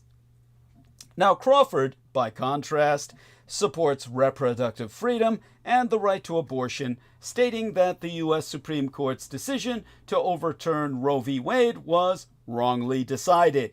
On transgender rights, she emphasized her commitment to upholding the law and enforcing protections against discrimination. In a statement to PBS Wisconsin, she said, and here I quote a she at length and verbatim, "That is a question where if a case came in front of me that was making an argument about the rights of transgender people or making a claim that they'd been discriminated against or something like that, I would have to look at the law and see what protections were available and hear out what the attorney's arguments were both for and against those kinds of protections. Obviously, I look at the facts to see what was happening in that case and then make a decision based on what I thought the facts and the law required." So this election marked the first test of an anti-2S LGBTQ+ ideology's viability following the 2024 presidential election. Voters resoundingly rejected the agenda pushed by Trump and Musk, reflecting growing public disapproval of government efforts to erase transgender people from public life. The results offer a clear rebuke of oligarchic attempts to buy political power with money and bigotry, an approach that remains deeply out of step with the values of the American public. This is especially clear when looking at Wisconsin's legislative history.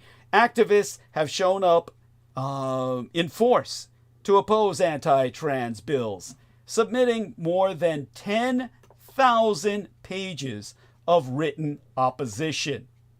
Some political leaders in state have followed suit.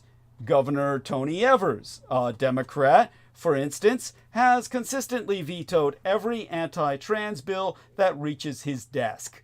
While Trump won Wisconsin by a narrow 0.8% margin, state elections have repeatedly demonstrated that anti-trans views are not popular with voters. The Wisconsin-based attorney David Kroenig also celebrated yesterday's electoral result by declaring that Wisconsin is not for sale. The Canadian journalist Simon Little wrote on his Blue Sky account, "It is possible that Musk's involvement has now become a political liability." On Blue Sky, the University of Michigan professor Don Moynihan called Musk the biggest loser, noting that his brazen effort to buy a state Supreme Court did not just fail, it undermined his own image of political kingmaker. Of Crawford's win on Blue Sky, our former president, Barack Obama, said, "Congratulations to Judge Susan Crawford on her victory and to the people of Wisconsin for electing a judge who believes in the rule of law and protecting our freedoms." The Oregon-based attorney David Sugarman posted, "I had the sense that Wisconsin voters would give a middle finger salute to the second richest man in the world." Of our opponent, who was backed by Donald Trump and Elon Musk, the feminist writer Roxane Gay said on Blue Sky, "Apartheid Clyde is a petty, dangerous, incompetent man, but what always amuses me is how no one likes him, and he can't even buy his way into getting people to like him. He can't buy a good sense of humor, or good looks, or a good reputation." Ouch. Now, the University of Texas Austin professor Mike Boylan Colching wrote, We're about to get histrionics and outrage over this result, calling it rigged, saying the Democrats cheated, that Soros somehow bribed the electorate, far from the biggest crybabies who control most levers of power and who tried to buy this one. In a statement to the Fourth Estate, Mia Wong, transgender organizer, journalist, and hostess of the podcast It Could Happen Here, said, "From Indonesia to Serbia, Turkey to Hungary, people are rising across the world to turn back the Russia's tide. Tonight, it was Wisconsin's turn. If the 2024 general election and its aftermath demonstrated the mortal danger that Elon Musk and the multi-billionaire class poses to both trans people and to democracy itself, this election shows they are not invincible. Elon's vile transphobia and blatant vote buying can and will be defeated first in Wisconsin, then in Washington, D.C., and then across the globe. If they can be beaten in Wisconsin, they can be beaten anywhere, and no trans person will be safe until Elon's power is broken for good." Now, in another statement to the press, the independent transgender journalist Mady Castigan said, "Shimel's campaign spent millions of dollars in TV ads attacking Crawford over her history of support for the trans community, and his message of hate clearly fell flat with voters. Crawford's landslide victory against this nationwide campaign of bigotry shows what many of us have been saying all along. Everyday people care about everyday issues, like multi-billionaires taking away their social security checks and trying to buy elections. And Democrats should double down on that message rather than abandon their most vulnerable voters if they want to keep winning elections in the future." Which brings to mind, of course, our own governor. By the way, Doug. Yes. Yeah. Not to interrupt again, but no worries. That Cory Booker guy. He got you beat. He did 24 hours, man. You gotta do a 24-hour show now. Oh, he blew you out of the water. Yeah, is that true? Yeah. Did he really stand up for 24 hours and just? Oh yeah. Whatever. Oh yeah. God. What was the point of that? Yeah. And it was just he felt it's what he had to do. It's like, look what we're up against. It's the only way to fight back is if you're not going to do it, the Republicans will. And so I assure you, it's something that had to be yeah, we'll. But what does it achieve? I mean, it's just kind of like it's gets it on record or something. Yeah. Well, believe it or not, someone fought back. I'll have to look more into it. But I can tell you that it's something that I know about it, but I don't exactly know the reasons why. I don't either. It seemed wacky. It does obviously seem, how would I say it, like, why? But then again, we're not in the position of, you got to give him some credit. At least he's earning his fucking pay. Yeah, that's true. That is true. Compared to the rest of them. Yeah. And so. And did you see the people at the Department of Education getting laid off? They made him queue outside.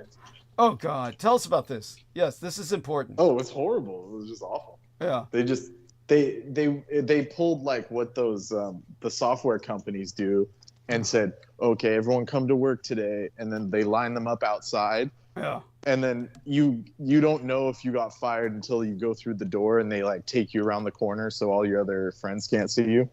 And then one group goes out one door and the other group goes back to work. So it's they don't, can you imagine that kind of just, it's such an evil way to fire people. It's so unnecessary. Why not just send him, just be okay, look, we're laying you off. This is Instead of making them show up to work. Yeah, it's like terrorism. A form of psychological torture. Yeah. Yeah. So they made them queue outside the building, and they don't know who's getting fired or who's staying. It's just, can you imagine that scenario? I mean, it's horrifying. Yeah. It's Yeah, no, it's yeah, it's unspeakable. Stupid. It's dumb, is what it is. Of course. Yeah. Just, It's like I'm they did that shit at the big software companies like Blizzard. Mhm. Blizzard used to do that. They Yeah. probably still do. Hey, yeah. Where basically they'll send you, they'll line them up at the front door, and then the people that get fired get to go in the back and then pop out the back door, Mhm. right? Go home, pack up your shit, and leave. And then the other people get sent straight to their desks. But apparently people were coming in the back door. And so they had to go track people down, so. Good God. That's, see, it doesn't make sense. It's like, then shit like that happens. So why would you do it like that other than just sadism? I don't know what else. It sounds like pure sadism, just gratuitous sadism. Yeah. It's like, you've been working here for 20 years, yeah, and we're gonna treat you like that. It's horrifying. Yeah, outrageous. And, well, I don't think anyone's worked for 20 years in any of those places because they hold so many mass firings that these places. Yeah. You're lucky if you work 20 months. No, I'm talking about the Department of Education. Oh, the Department of Education, did something similar, yeah. For that, yes, that's where people spend a lifetime. Yeah, sorry, I meant the Department of Education did that, but they're doing it. Whoever is running that shit now with these tech bros is basing it off the Blizzard model, is what I call it. Oh, of course, got it. This tech model, just line them up at the door. They're all a bunch of freaking. They have zero social. What is it called? Social EQ. They have zero EQ. If you zero emotional quotient, yes. No, it's just just make them line up. Yeah. It's just horrifying. It's like no. It's like this is how we do it. It's like they're trying to get some kind of message across. The message, of course, is that that they're in charge and how long is this gonna last until people the normal the mob realizes that they're just shooting themselves in the foot supporting this? Yeah, thank you.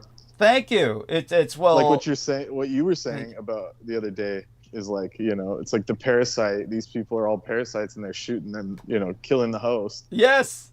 Thank and then you. In a year, they're gonna be crying. We don't have food. We don't have water. We don't have anything. Our roads are crumbling. It's like, what the fuck are they?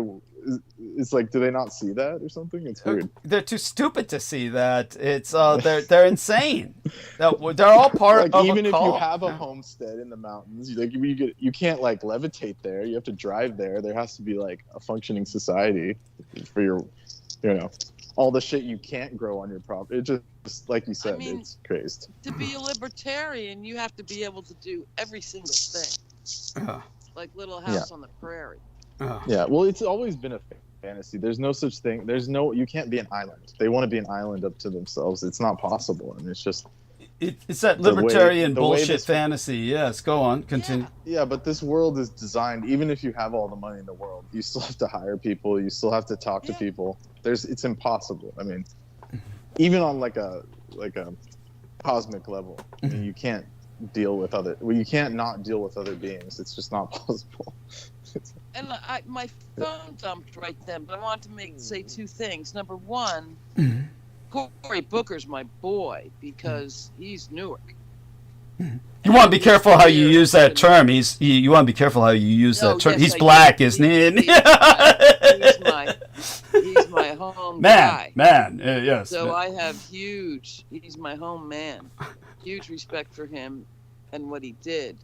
The other thing was that I thought that big tech in general was trans friendly.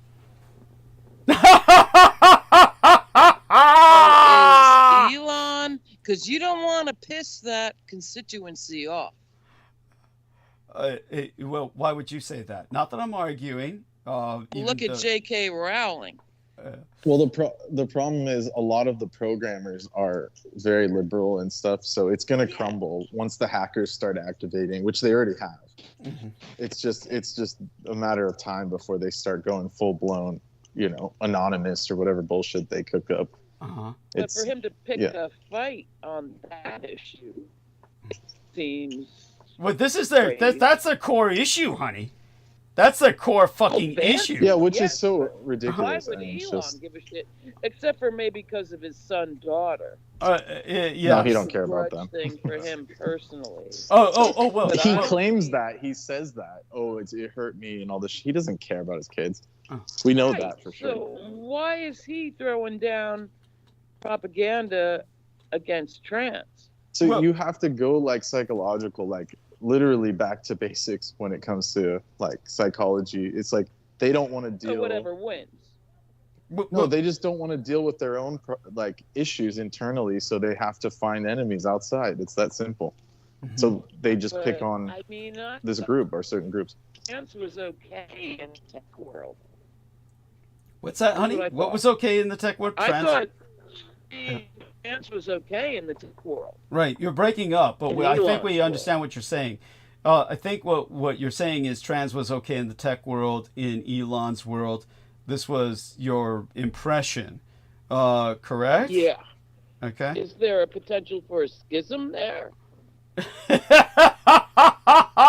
Honey, you just don't fucking get it. I mean, that's all. Apparently. I have no idea how you got so naive about this. But one thing I Really? can, yes. Oh my God! But I can assure you, What? I can assure you that you've got a situation in which they are all now converted to a Russian ideology. And Brendan, you can help out here and give your own understanding of the situation when it comes to their Cosmism, as it's called, which is a Russian ideology that is infected Silicon Valley. They're all worshippers of Putin now and Putin's anti-trans agenda. So you're talking, Okay. yeah. These are all people Okay. who feel that the new lifestyles are the greatest threat to humanity, that are somehow going to basically destroy us all. Okay. Yeah, and So you gotta have kids as quick as you can. got to have what as quick as you can, huh? 14 children. Yeah. That's a part of it. Though I can appreciate what Brendan is saying, of course, I do not feel that Brendan is saying, of course, that obviously he's so emotionally divested because of his ketamine that Elon Musk does not care about any of his children. That's true to a degree. It's true in a sense. He really They still exist and they're not black. No, it's not that. He's It's like repopulating the world. no, it's not that. Okay, it's not that at all. None of that's it. Rather, it's his own ego. His own ego was damaged tremendously by his one son becoming a girl, because his son told him to go fuck himself. He wanted none of his money, because Elon offered his son for a fortune to just stay a boy, don't let anyone find out about his gayness, as he called it. Musk was convinced that he was gay, not knowing what his son was attracted to at all. It's just to him, his son wanting to become a girl was quote unquote gay. And so his son said, no, I'm going to be myself and I don't need your money, and go fuck yourself. And this destroyed Elon Musk. This devastated him. Believe me, he is hurt by that. He blames his son for his becoming a supervillain. So, And on the cover of Vogue, too. yeah. And it's a factor. It's a factor. Hey. And as for the Department of Education, the Republicans hate the Education Department. Basically, but broad popular support meant that even Ronald Reagan failed at dismantling the agency. Right now, the U.S. Department of Education is under fire. Donald Trump made the federal agency a central target in his intensifying war on education itself. And through a recent executive order, the president has instructed Secretary Linda McMahon to map out a detailed plan to dismantle the agency that she is responsible for. The order instructs her to the maximum extent appropriate and permitted by law, take all necessary steps to facilitate the closure of the Department of Education and return authority over education to the states and local communities. Now, McMahon had already begun reducing that workforce from 4,133 people to 2,183. Although only Congress has the legal authority to abolish that agency, Trump used every tool that he has to render that department powerless until congressional Republicans have the votes to finish the job. Now, for those of you who don't know, the Educational Department was established in 1979. It's certainly not the most powerful federal agency in our country at all, by any means, by any measure. Compared to the Defense Department that I worked for, or Homeland Security that was created after 9/11, it remains a relatively minor player at the table.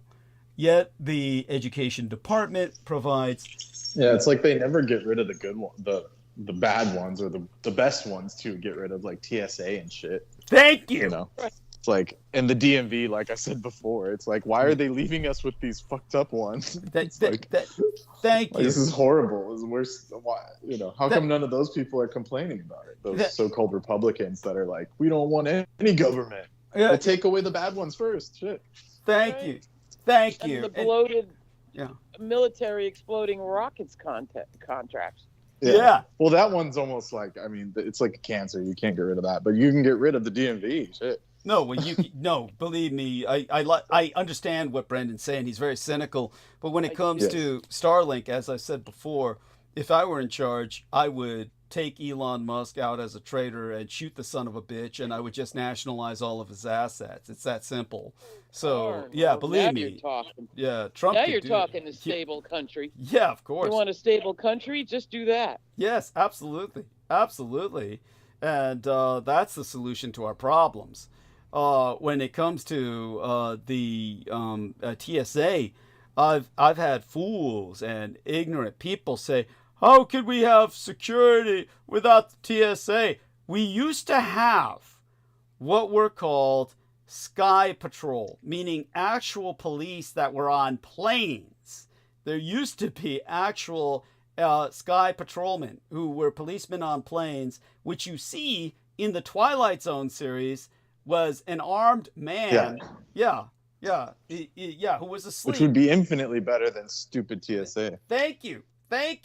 On the original Twilight Zone series with William Shatner, he steals a gun from the Sky Patrolman who is sleeping on the plane.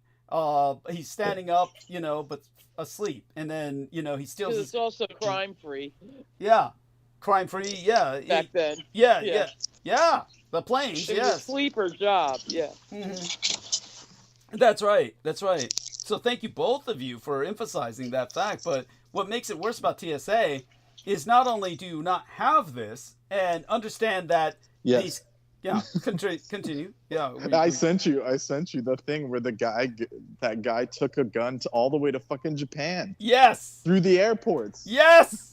Thank you. And the Japanese arrested his dumbass, and it was some old-ass American, 78, I think he was like 78, 79. Yeah. And he said, I brought it for self-defense. It's like, dude, there's nothing to defend yourself against in Japan. You're in the safest fucking place on earth, you dumbass. Thank you. Dangerous trip. And then he thought he could get away with, he thought he was going to get like less time, quote unquote, is what he said, if he threw away the bullets. So he put the bullets in a trash can somewhere, and sure as shit, the Japanese found the bullets. That's how efficient they are. Of course. And it wasn't even over here. They would just be like, "Oh, we can't find them." Yeah. Oh God, yeah. That made him look even more like a terrorist. Yeah. Yeah, that's what I was thinking. I was like, that just makes it way worse. And then also, Doug, I don't know if you noticed that, but it was a revolver, and he only brought 3 bullets, which is super sketchy in my opinion. Yeah. What's up with that? Like, did he already kill someone on the cruise ship or what? That is really weird. But just so people would know, this guy... Was it a cruise ship or a plane? Because how do you get through all that? Both. If Plane. the gun Both. wasn't He got through plastic? both. Yeah, he got through both. Yeah. He And it got wasn't through a the plastic- TSA with it in his suitcase because they're useless, garbage, just Thank a bunch you. of sadists. Thank Sick you. sadists that don't do anything. No, perverts. They're fucking sex perverts who just grope Yeah, everybody. and gropers, and yeah, they did the same thing to me. And then when he got to Japan, he was basically he took a cruise after that. So he brought it with him in his suitcase. Wow. Then he went to Hawaii or something because he lived there. He had lived in Hawaii, so he like did like some double transfer. Then got on the cruise ship, got it through that version of TSA, the cruise ship people, which is also TSA. And then he went all the way to Japan. And when he got off the boat in Japan, they found it, obviously, because they're not just going to let that shit slide. With a metal detector. Hello. Yeah. Well, he got Well, the through all that. Japanese are thorough. Yeah. For an And X-ray The Americans are machine, not. You walk through. Oh, because it was in his luggage. Yes. well, however he got it through America, but he got caught in Japan. Yeah. And the whole trip was that he. And it made national news in Japan because Of course. Yeah, of course it you would. can't just do that. I mean, you can't just bring guns into Japan. Yeah. And he's being, you know, tried as a trafficker, as a gun trafficker. Well, there you go. Like, there's no slapping of the wrist over there. It's just straight up you smuggled weapons. Yeah. Or smuggler, not trafficker. Sorry, smuggler. Yeah. And just so people understand, the TSA. Anybody who thinks that the TSA is doing anything, you're just ignorant of even your own recent history when it comes to the various bombers that have been caught on planes. The infamous shoe bomber, the infamous underwear bomber. All of these bombers on planes were taken down by passengers. Not a single goddamn one was ever taken down by the TSA. The TSA has effectively caught no one. Everyone who's gotten through has been a swarthy, rag-headed Muslim who looks like a terrorist. They're practically wearing their suicide bomb in full view, and they just walk through, and the TSA says, oh, we can't touch them. People will say we're racist. Yeah. They'll say we're Islamophobes. So if you want to get through... But then the rest of us have to take your shoes off. Oh, and everything. Strip in front of them. Those fuckers tried to steal one of my bracelets because they thought it was gold. Yeah. Did I ever tell you about that? Tell us. Yeah, they're thieves. It was a copper. It was like a copper bracelet, but because it was like a chain link, it looked kind of like gold, right? So they made me take it off because they probably thought it was gold. Then I put it in the machine, and it fucking disappears. And so I go back to get it, and I said, hey, where's my bracelet? What the fuck did you guys do with it? And they said, oh, it fell through the machine, which it couldn't have because it was in a tray. What? And then it ended up at the manager's desk. And they're like, go get it from him. He took it. And I go over there. I bet he did. Yeah. And it was in a completely separate bin that they had literally tried to steal it off your person and shit. Horrible people. Yeah. What airport? Yeah. Oh yeah. Oakland Airport. So there you go. Yeah. Fucking shice. Never go to that airport. Well, they'll all steal from you. They're all just a bunch. Yeah, of any thieves. American airport really is the worst. Like London was nothing. They were helping me in London. Yeah. As opposed to trying to rip you off and grope you I mean, it's literally that bad. Like, where I'm not even exaggerating. Yeah. Well, in like you come here and it's almost like, I mean, it's exactly as Doug says, prison rape culture, and you just feel it immediately, and you just get haggled and hassled, and it's horrifying. Well, especially if you're a female. I mean, they'll just they'll just be shoving their hands up your cunt. Well, not when I went to Seattle. It was some gay dudes that grabbed me and shit. Oh, sorry, I selected you randomly. Yeah, so, I bet you did. You poor son of a bitch. Yeah. Oh, shit, I'm surprised. I won't describe him. But I'm surprised he didn't start. I'm surprised he didn't make you bend over and just start fucking you up the ass. Honestly, if they had any more power, they would be doing that. Yeah, they take you to the back room and shit. Yeah, well, we've already had incidents like that where, in particular, I'm aware of the female histories where they've been raped.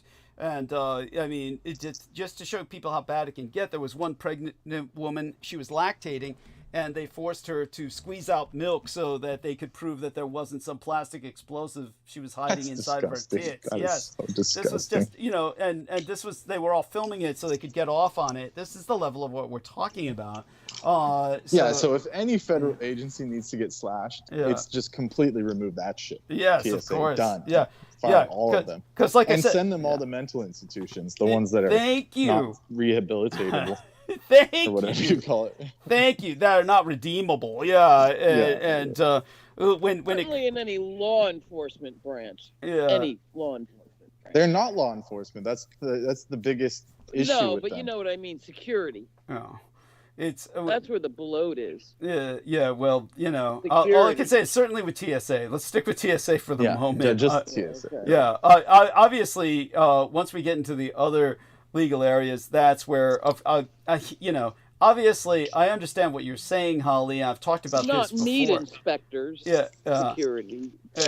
Human security. No, we get it. We get it. I mean, I've pointed out before that cops are some of the biggest causes of violent crime in the United States. Yeah.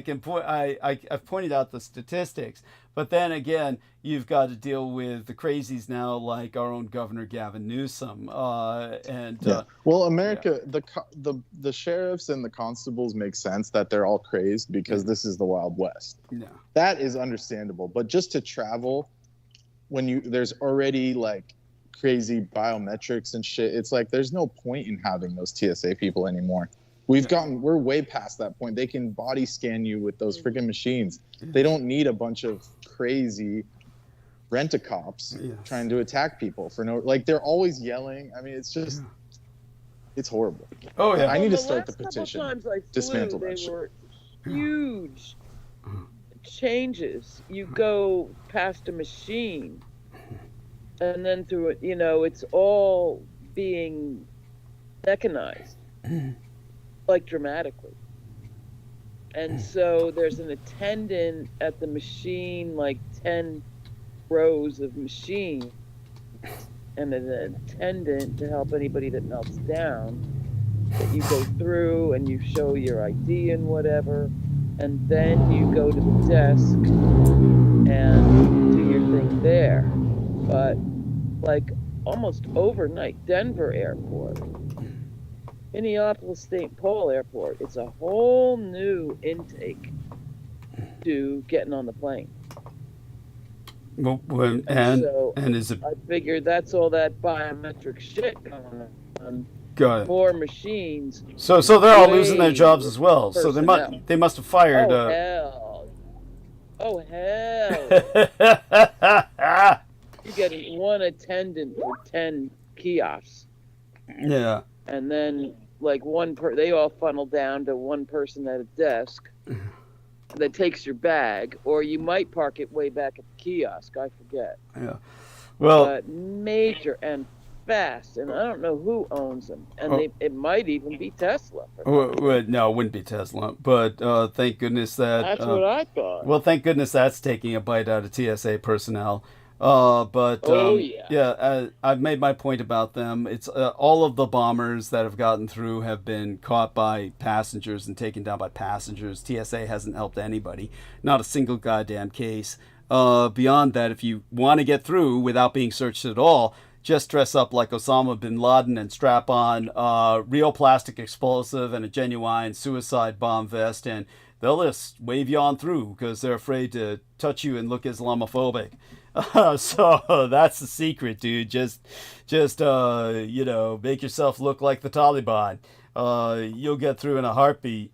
Back to the only time I ever saw someone get screened, like where the gate agent came and got them and said, "You've been selected for screening," was this drug dealer looking white guy. That's funny. That's with funny. a back. He had like a big old sketchy backpack, and he looked like he was like, you know, like a DJ, you know, one of those shady DJs. Yeah. And then they're like, "You've been selected for random security," and he's like, "Why me?" And it was like obvious he had drugs on him or something. Jeez, poor son of a bitch. Yeah. So I never saw him again. He definitely wasn't on the flight with us, that's for sure. He was like sweating and shit. Yeah, he was toast. He got caught. Someone ratted him out or something. No, It was horrible. that's sad. So George Knight says, "Good morning, Douglas. I should be on soon. It's a work day, so I won't be able to stay on for long. Looking forward to it. So he'll be on for a little while, and then that means that when he's takes off for work, I'll go back to monologue. But when it comes to what we were speaking about with the Department of Education, understand that the Education Department provides many essential services for students, teachers, and their surrounding communities. I would think that would be obvious. People who don't know, again, I used to work for the government, and I know that the department manages more than $1.6 trillion in federal student loans.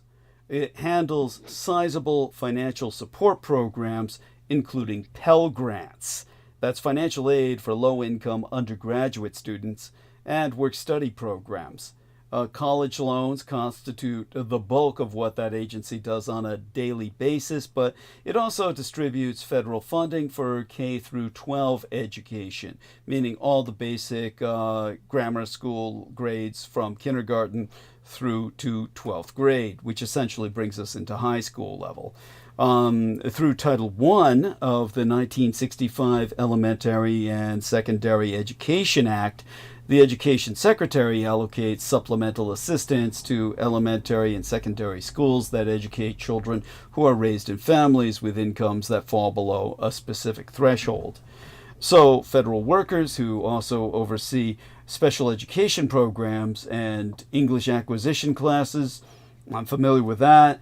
The Education Secretary likewise provides grants to states and local jurisdictions through the Individuals with Disabilities Act, or Individuals with Disabilities Education. Yeah, I also heard they cut the school lunch programs. Yeah, well, there you go. Yeah, they go after. So it's like, why do that? I mean, yeah, it was shit food. But, yeah, well, it's not. That's the only food they got. Yeah, that's it. Yes. It's they went after grannies and school lunches. They're even trying to give them breakfast. Yeah, that's right. Get to school. Yeah, we used to get breakfast when we went to school. Yeah. Shit. Yeah. Well, now it's totally gone. Yeah. Well, there you go. Or it's gonna be like, what is it gonna be like? Freaking gruel and shit, like Charles Dickens. Well, you won't get that. Obviously, well, no. They took that I guess away. It's just empty stomachs. a bag of Fritos from home, maybe. Yeah. Now, in all fairness, of course, whenever I was they're gonna have to work, is what they're gonna have to do. Like in Florida, they reintroduced these child labor laws. They're trying to get them passed now. Oh. Just as you said, Doug. Yeah. And Coca-Cola. Yeah, thank you. It's the hunger alternative for children all around the world. Cigarettes and Coca-Cola, man, you can keep going. So help me God. It's horrifying. Oh, yeah, that's it worked for me as a kid. So. That explains a lot. Mm-hmm. Oh my God! And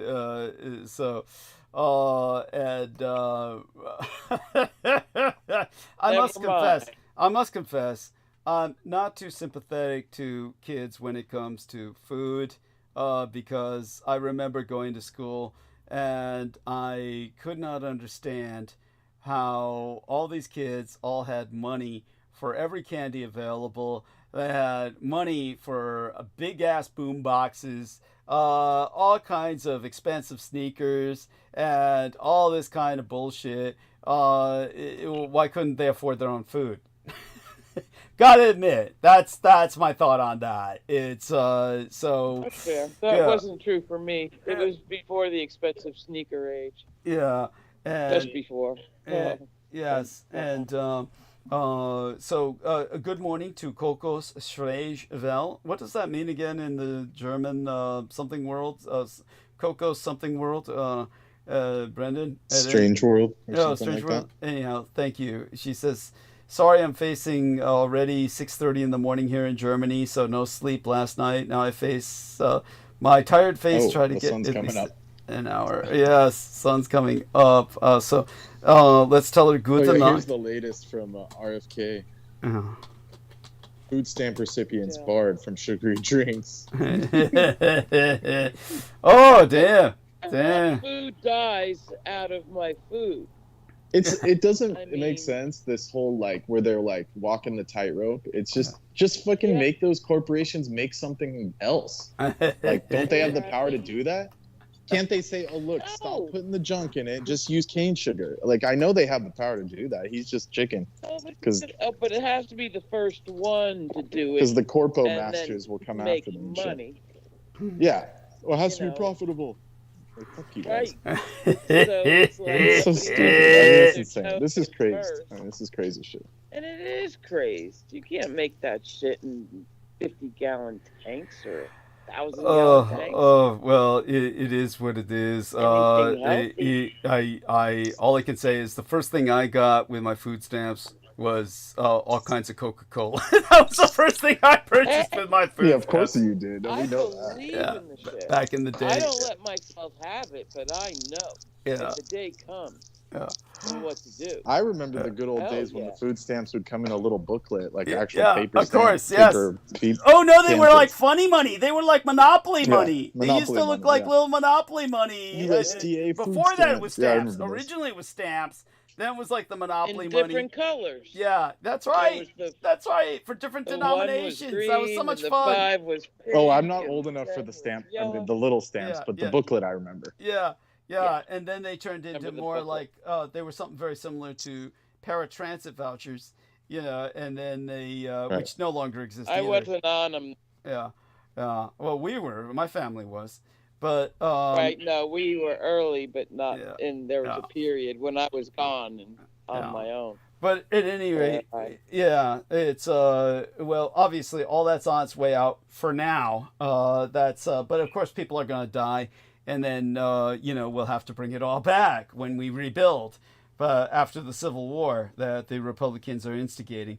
In the interim, finally, what else I remember is that in addition to collecting educational data, the Education Department is responsible for enforcing Title VI and Title IX of the Civil Rights Act of 1964. These are policies that combat discrimination in schools receiving federal funds. So, should Trump succeed, he will strike a major blow to millions of American families who depend on this agency to supplement the efforts of states and localities to ensure that students receive, well, the best educational experience possible and the closest we can get to a national standard. In other words, without a national standard, you're going to have people who come from different states with wildly divergent and variant skill sets in terms of reading, writing, and arithmetic. It's going to be such a massive dislocation. Who's going to want to hire anyone who comes out of a red state where all they learned about was the Bible and know nothing about science? They're going to be unemployable. So basically, the debates over a federal department handling education are very old. Congress created the first iteration of the agency, which President Andrew Johnson signed into law in 1867. So, besides attempting to fulfill the ideas of the common school reform movement of the late antebellum period, before the Civil War, for those who don't know what the fuck I mean, supporting a federal body to help provide free schools that would nurture citizenship, and the Reconstruction era Education Department were all intended to be a mechanism to guarantee schooling for Black Americans who had formerly been enslaved. And opponents attacked the department, which only hired 4 people at that time. 4. You could count them on your fingers of a single hand as dangerous.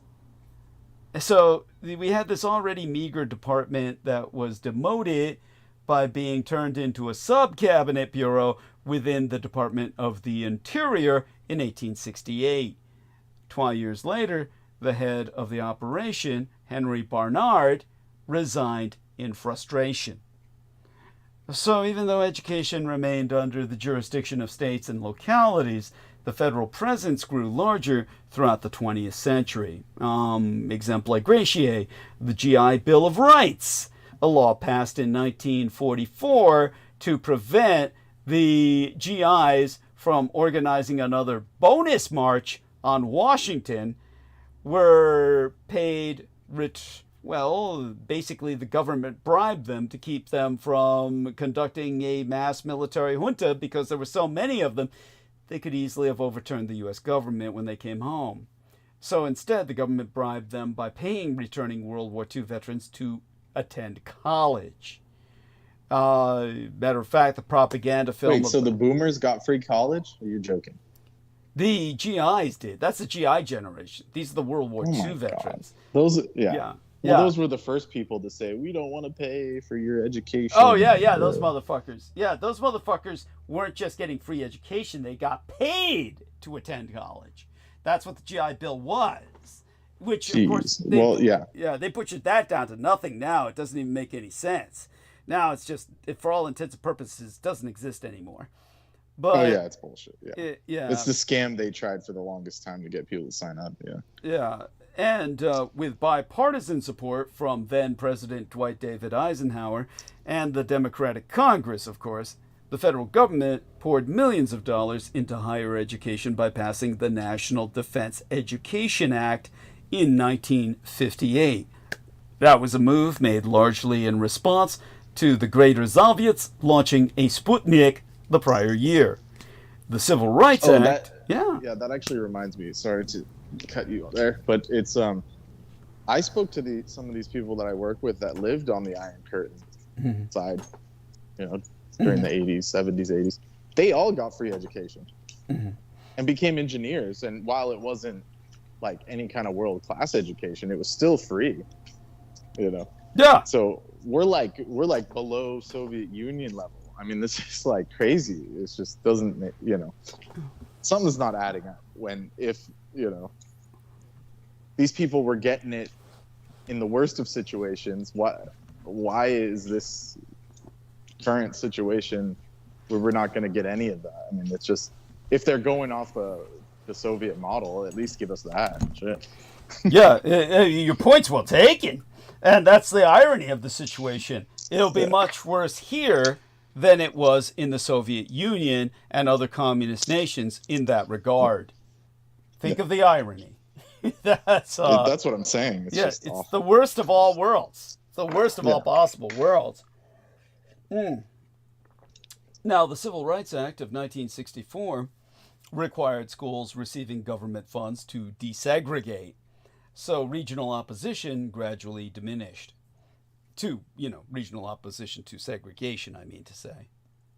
Most importantly, as part of his Great Society programs, former President Lyndon Baines Johnson worked with the Democratic Congress to pass the Elementary and Secondary Education Act of 1965, which established a number of new federal programs to support schools. Johnson figured out how to overcome the opposition of northern urban Catholics who had strongly opposed any federal funding that did not include support for parochial schools by focusing on the income of the students' families. The teachers' unions, as was noted by the Jimmy Carter biographer, Jonathan Alter, were also split. The American Federation of Teachers opposed the creation of a separate department. The union was worried that expanding the federal government's power over how local schools did their business could result in dangerous, politically motivated interventions. The president's ambivalence, as noted by Jimmy Carter's biographer Jonathan Alter in his book titled His Very Best, was evident from how little time he spent lobbying for the measure. However, the National Education Association, which supported Jimmy Carter in his 1976 presidential campaign, ultimately endorsed the proposal and wanted to remove educational responsibilities from what was then the Department of Health, Education, and Welfare. The final legislation watered down the original plan from 1978, which would have placed the Head Start program, now the purview of the Department of Health and Human Services, and school lunch programs, now administered, or at least when I was in government, under the Department of Agriculture, as well as Native American education, which was conducted by the Department of the Interior under the Education Department umbrella. So upon signing the legislation in 1979, Carter proclaimed, "Education is our most important national investment.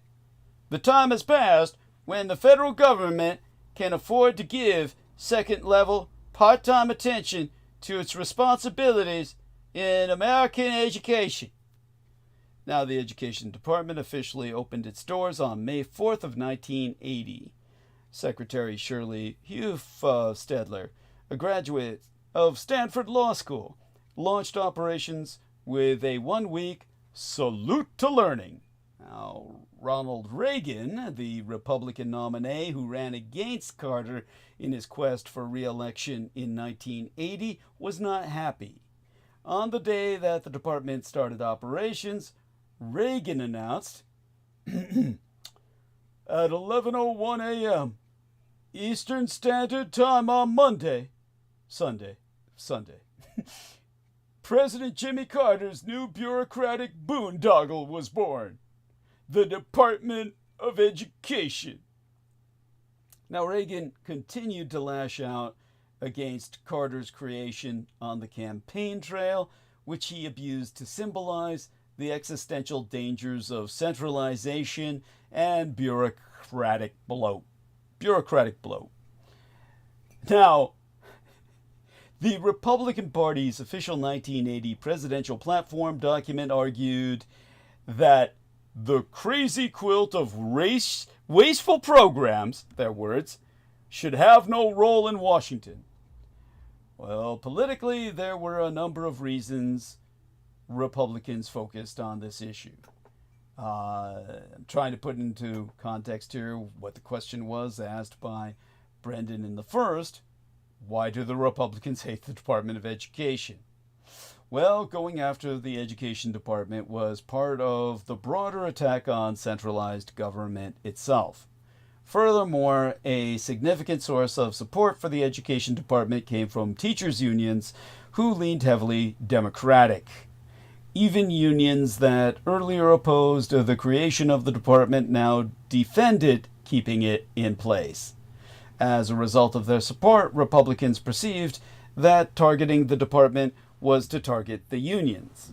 Finally, the Education Department was associated by many with anti-discrimination and affirmative action programs, which conservatives have traditionally rallied against because, they're a bunch of former slave owners and a bunch of fucking racists.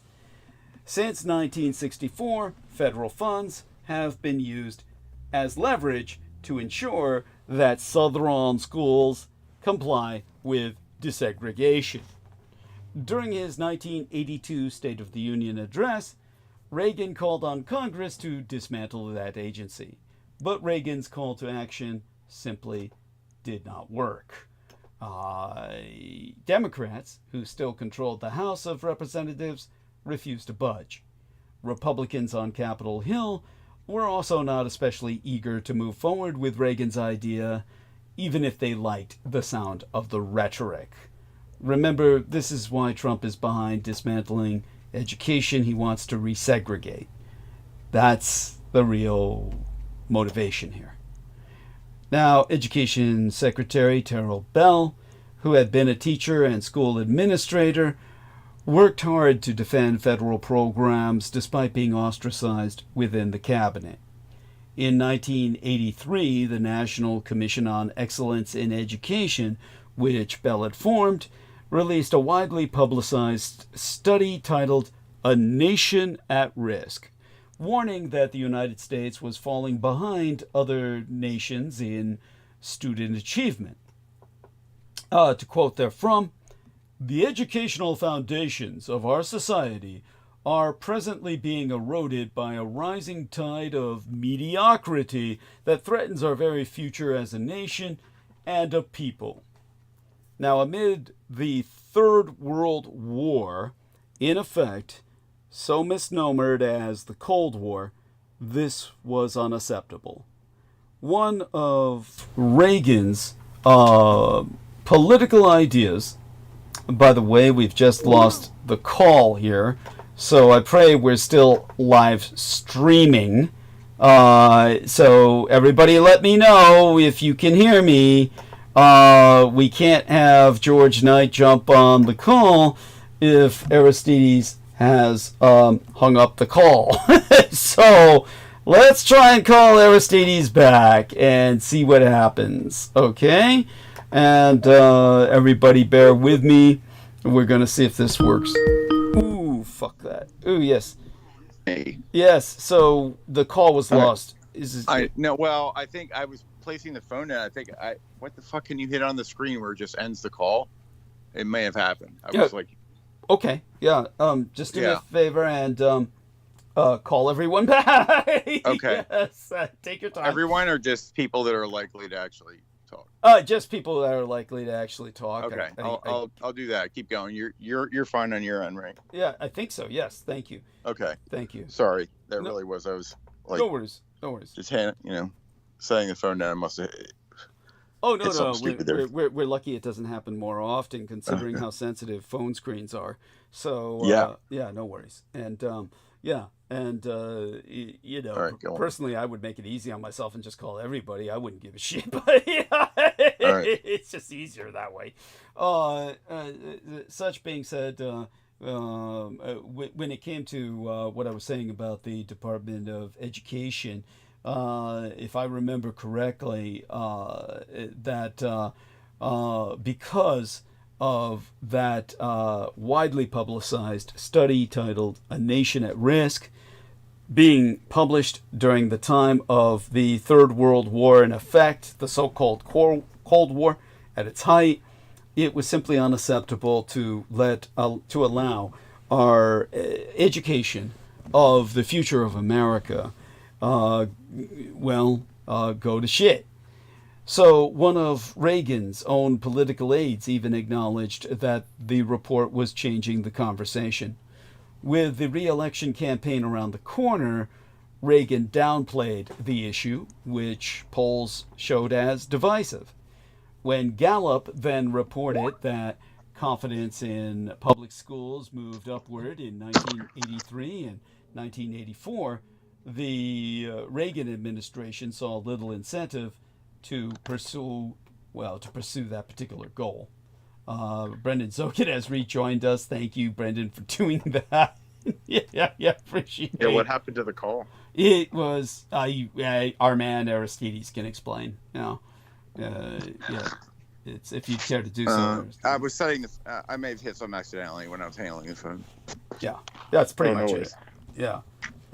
And but it all worked out, thank God. And the worst nightmare scenario would have been if Aristides had, rolled over in his sleep or or somehow got unplugged from the recharger and he was asleep and I was unable to reach him. That would be bad. So it all worked out just right. And so he's recalled everybody, so George Knight should be able to join us when he's available. And like he said, he wouldn't be here for long. So I'll be able to return to... and Holly's rejoined us. So say hi, Holly. Let's test Just your... briefly, my phone tanked. Okay. And so I had to step away in the middle of your riveting. Well, I noticed you were gone. I did notice you were gone, so you're always missed. It wasn't voluntarily. And so now it's ringing through one more time, but I am edging out of the scene. Okay. But when I get home, we'll continue to listen to... Well, when you get home, you're welcome. Yeah, when you get home, you're welcome to just interject whenever you want. Just jump back on the call, and if you wish. You've always assured me of that. Yeah. And I love you all, and thank you very much. Mm-hmm. We'll talk soon again. Yeah, definitely. Look forward to that. Yeah. Very much so. All right. Yeah. Good night. Yeah. Thank you. Yeah. And so what Reagan did instead, because he could not attack the Department of Education directly, was he just taking a look at this little GIF or graphic interchange format that was sent by our man Brendan here. And so when it comes to again, where was I? had to recapture my train of thought on that one. Okay. What Reagan did instead was he shifted his focus to incremental reforms backed by Republicans, such as school choice programs, which allowed families to abuse government money to finance educational alternatives, including private and magnet schools. Reagan also weakened the educational agency from within by steadily reducing the budget and stripping away regulations that previous administrations had put in place. So several programs, including money that aided districts to desegregate, were merged into block grants. And all of this is going back to resegregation being the ultimate objective. Black schools, which would provide no education whatsoever, and white schools, which wouldn't do much better. But as for this block grant, because I'm already getting a question and email here about that, what's a block grant? Well, block grants were an integral part of Reagan's policy of new federalism. New neo-federalism. Under the program, Congress started to distribute money to states and localities that had the ability to decide how to spend the funds rather than having to follow specifications imposed by restrictive grants. But Republicans did not cut the budget for education by $10 billion as they had originally hoped to do. In fact, it stood roughly at the same amount toward the end of 1982, $14.7 billion, as when Reagan started at $14.9 billion. Nonetheless, federal involvement in education, as the historian Gareth Davies writes in his book titled See Government Grow, continued to expand through the 1980s with significant bipartisan support. Still, the Department of Education would remain a target of many Republican political attacks in the decades to come. After becoming Speaker of the House in 1995, Newt Gingrich proclaimed, "I do not believe we need a federal Department of Homework Checkers." Now, Republican presidents George H.W. Bush and George W. Bush took a notably different turn. The senior Bush, who was comfortable working across partisan lines, promoted national educational standards through the Education Department that would establish tougher, though voluntary, measures of accountability on school standards. He also worked on school choice. The younger Bush took a very different approach when he pushed for the No Child Left Behind Act in 2002. Working with liberal Massachusetts Senator Ted Kennedy, the final legislation vastly expanded the federal government's role in education. Under that program, receiving federal funds would require schools to implement and do well with accountability tests.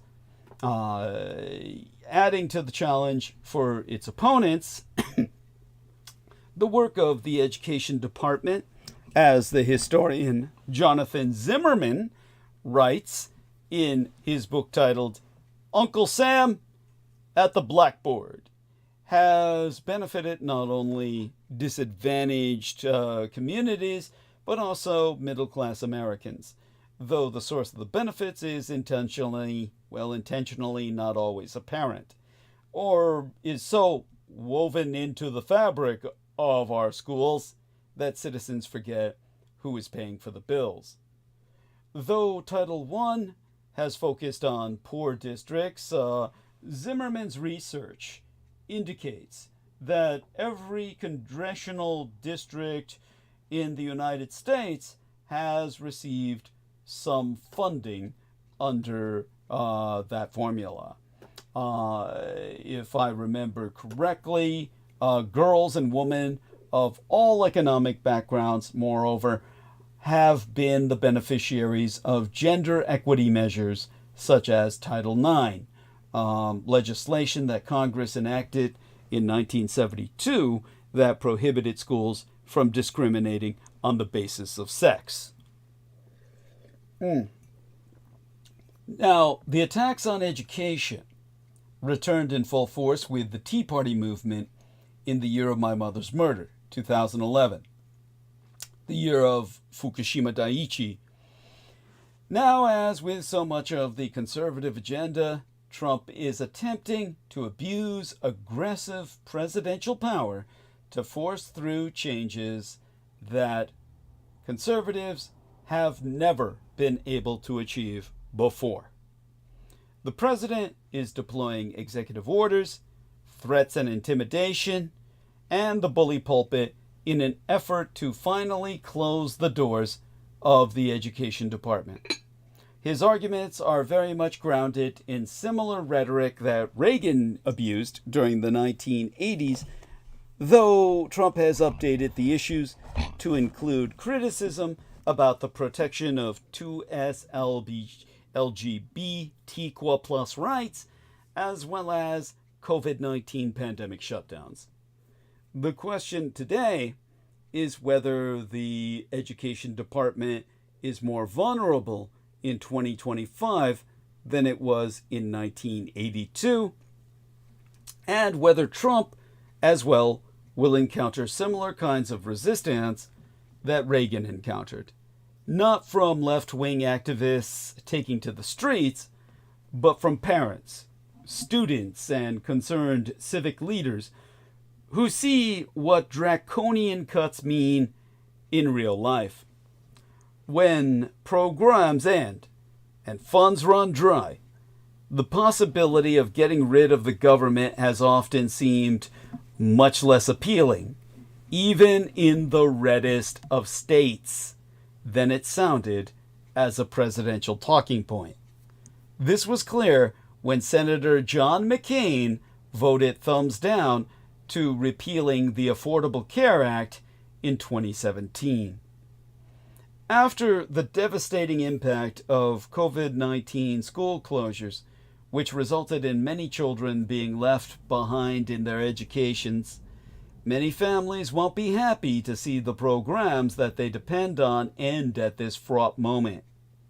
In fact, recent polls have shown that a majority of the public does not support eliminating our Department of Education.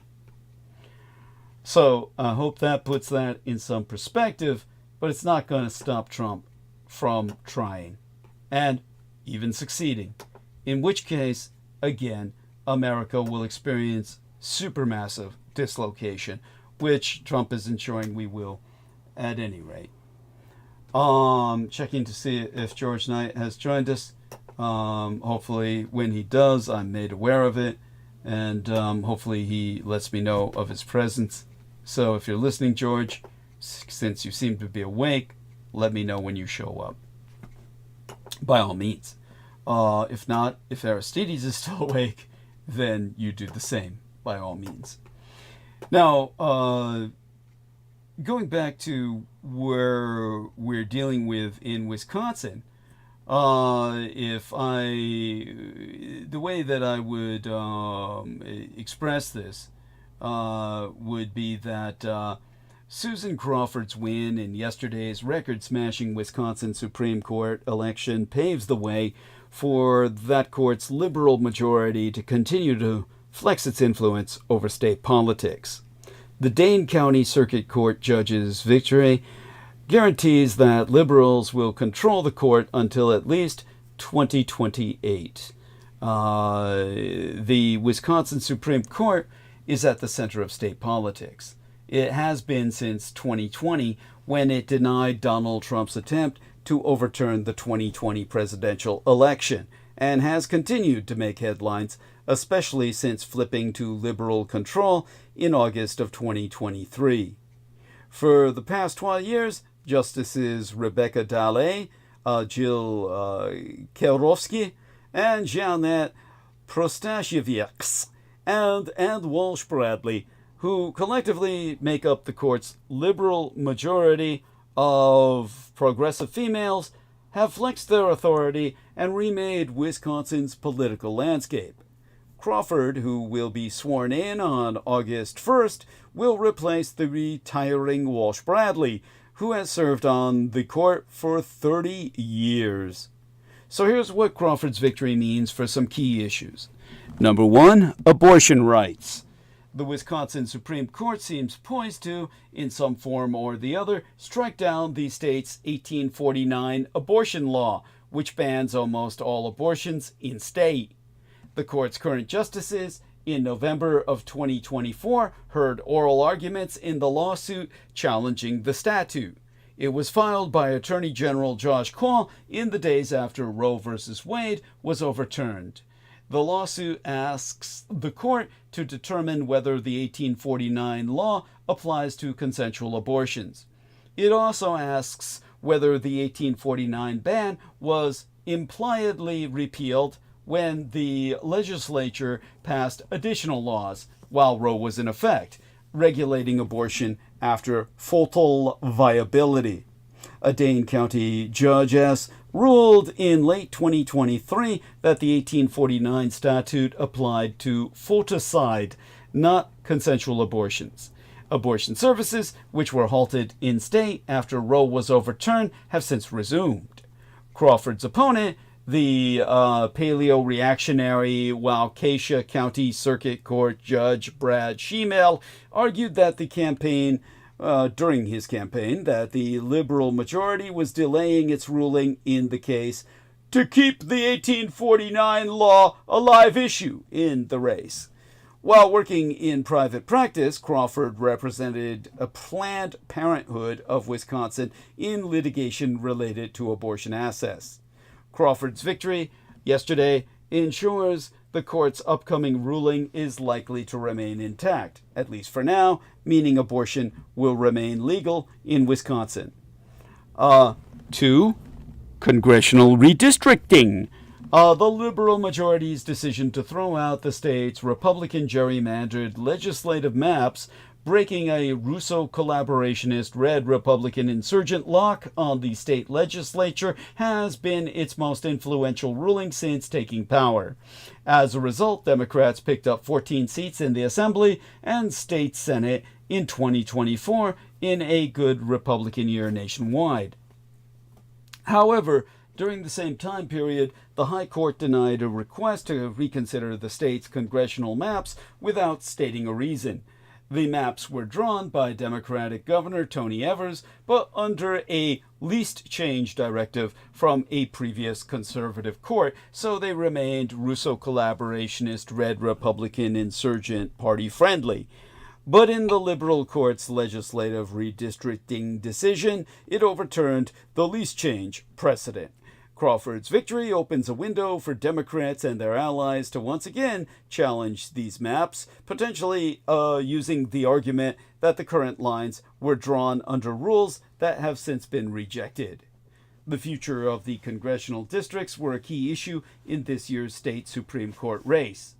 Elon Musk, who spent some $20 million to boost Shemale's candidacy, said at a rally in Green Bay last weekend that a potential redrawing of the maps is what made the race so important, thereby confessing to, his desire to resegregate via the gerrymandering. He called yesterday's election a vote for which party controls the U.S. House of Representatives. Well, in all fairness, Democrats have pushed a similar idea. The Democratic leader in the U.S. House, Representative Hakeem Jeffries, last week called Wisconsin's congressional lines broken. During an event with DNC Chair Ken Martin, he said, "As soon as possible, we need to be able to revisit that and have fairer lines. The only way for that to be even a significant possibility is if you have an enlightened Supreme Court." Crawford's win makes that court friendlier to a potential congressional redistricting lawsuit. Number 3 would be labor rights. A Dane County judge ruled late last year that provisions of Act 10, a Scott Walker-era law that kneecapped the public sector labor unions, violated the state constitution. Under the ruling, all public sector workers would have their collective bargaining restored to what it was before the law took effect in the year of Fukushima Daiichi and my late mother's murder, 2011. The Wisconsin Supreme Court in February declined to fast-track an appeal in that case, meaning it must first be decided by a conservative branch of the State Court of Appeals, likely ensuring it won't come before the High Court before the end of the current term. That means Crawford, who challenged aspects of Act 10 while working as a private attorney, will be on the court when it comes before the justices. She didn't answer directly when asked during the race's only debate if she would recuse herself from the case. But she did note that the provision currently being challenged is different from the one she brought a lawsuit over. To quote a she, if the same provision that I was involved in litigating back in those early days was challenged again, I most likely would recuse. But with conservative-leaning Justice Bran Hagedorn having already recused from the case, Crawford could step aside and liberals would still have the votes needed to overturn the law. Number 4 would be environmental issues. The High Court is currently also considering a case about enforcement of the state's spills law. Enacted in 1978, the law requires people or companies discharging a hazardous substance to restore the environment to the extent practicable and minimize the harmful effects from the discharge to the air, lands, or waters of this state. The lawsuit was filed by WMC, Wisconsin Manufacturers and Commerce, the state's powerful business lobby, in 2021. It argued that the DNR could not require people to test for so-called forever chemicals contamination and require remediation if they're present. Well, because the agency hadn't gone through the formal process of designating the chemicals, known as PFAS, per and polyfluoroalkyl, or alkyl, like alkaline, per and polyfluoro, like fluoride, per and polyfluoroalkyl substances, PFAS, as hazardous substances. In other words, the WMC, Wisconsin Manufacturers and Commerce, Wisconsin's powerful business lobby, in 2021 argued that the DNR could not require people to test for so-called forever chemicals or require remediation if they were found, because the agency hadn't gone through the formal process of designating the chemicals known as PFAS as hazardous substances. The court's liberal justices seemed skeptical of the WMC's position during oral arguments in January. WMC has been a perennial spender in state Supreme Court cases. It spent some $2 million targeting Crawford during this year's race. Any forthcoming ruling in favor of the DNR is likely safe with Crawford on the court. She was endorsed during the campaign by Wisconsin conservation voters for this very reason. So, follow the money. Elon Musk is simply averse to understatement. Monday night at a rally in Green Bay, Wisconsin, the world's second richest man after Putin bounded on stage in a cheese head and handed out a pair of oversized checks worth $1 million apiece. The payouts went to 20 signatories of a petition against activist judges, though it's clear that Musk's aim was to support a judge who would tip the balance of Wisconsin's state Supreme Court. The multi-billionaire knows that his fortune helped propel Donald Trump to the White House last fall, and now he's seeing what else money can buy. Musk and Trump were supporting Brad Schemel, a conservative judge from Waukesha County who trailed in the polls behind his liberal opponent, Judge Susan Crawford of Dane County. Till the point of the election itself, Musk had personally contributed, we should say donated in this case, $3 million United States dollars to the Wisconsin Republican Party and 12 Musk-linked PACs, political action committees,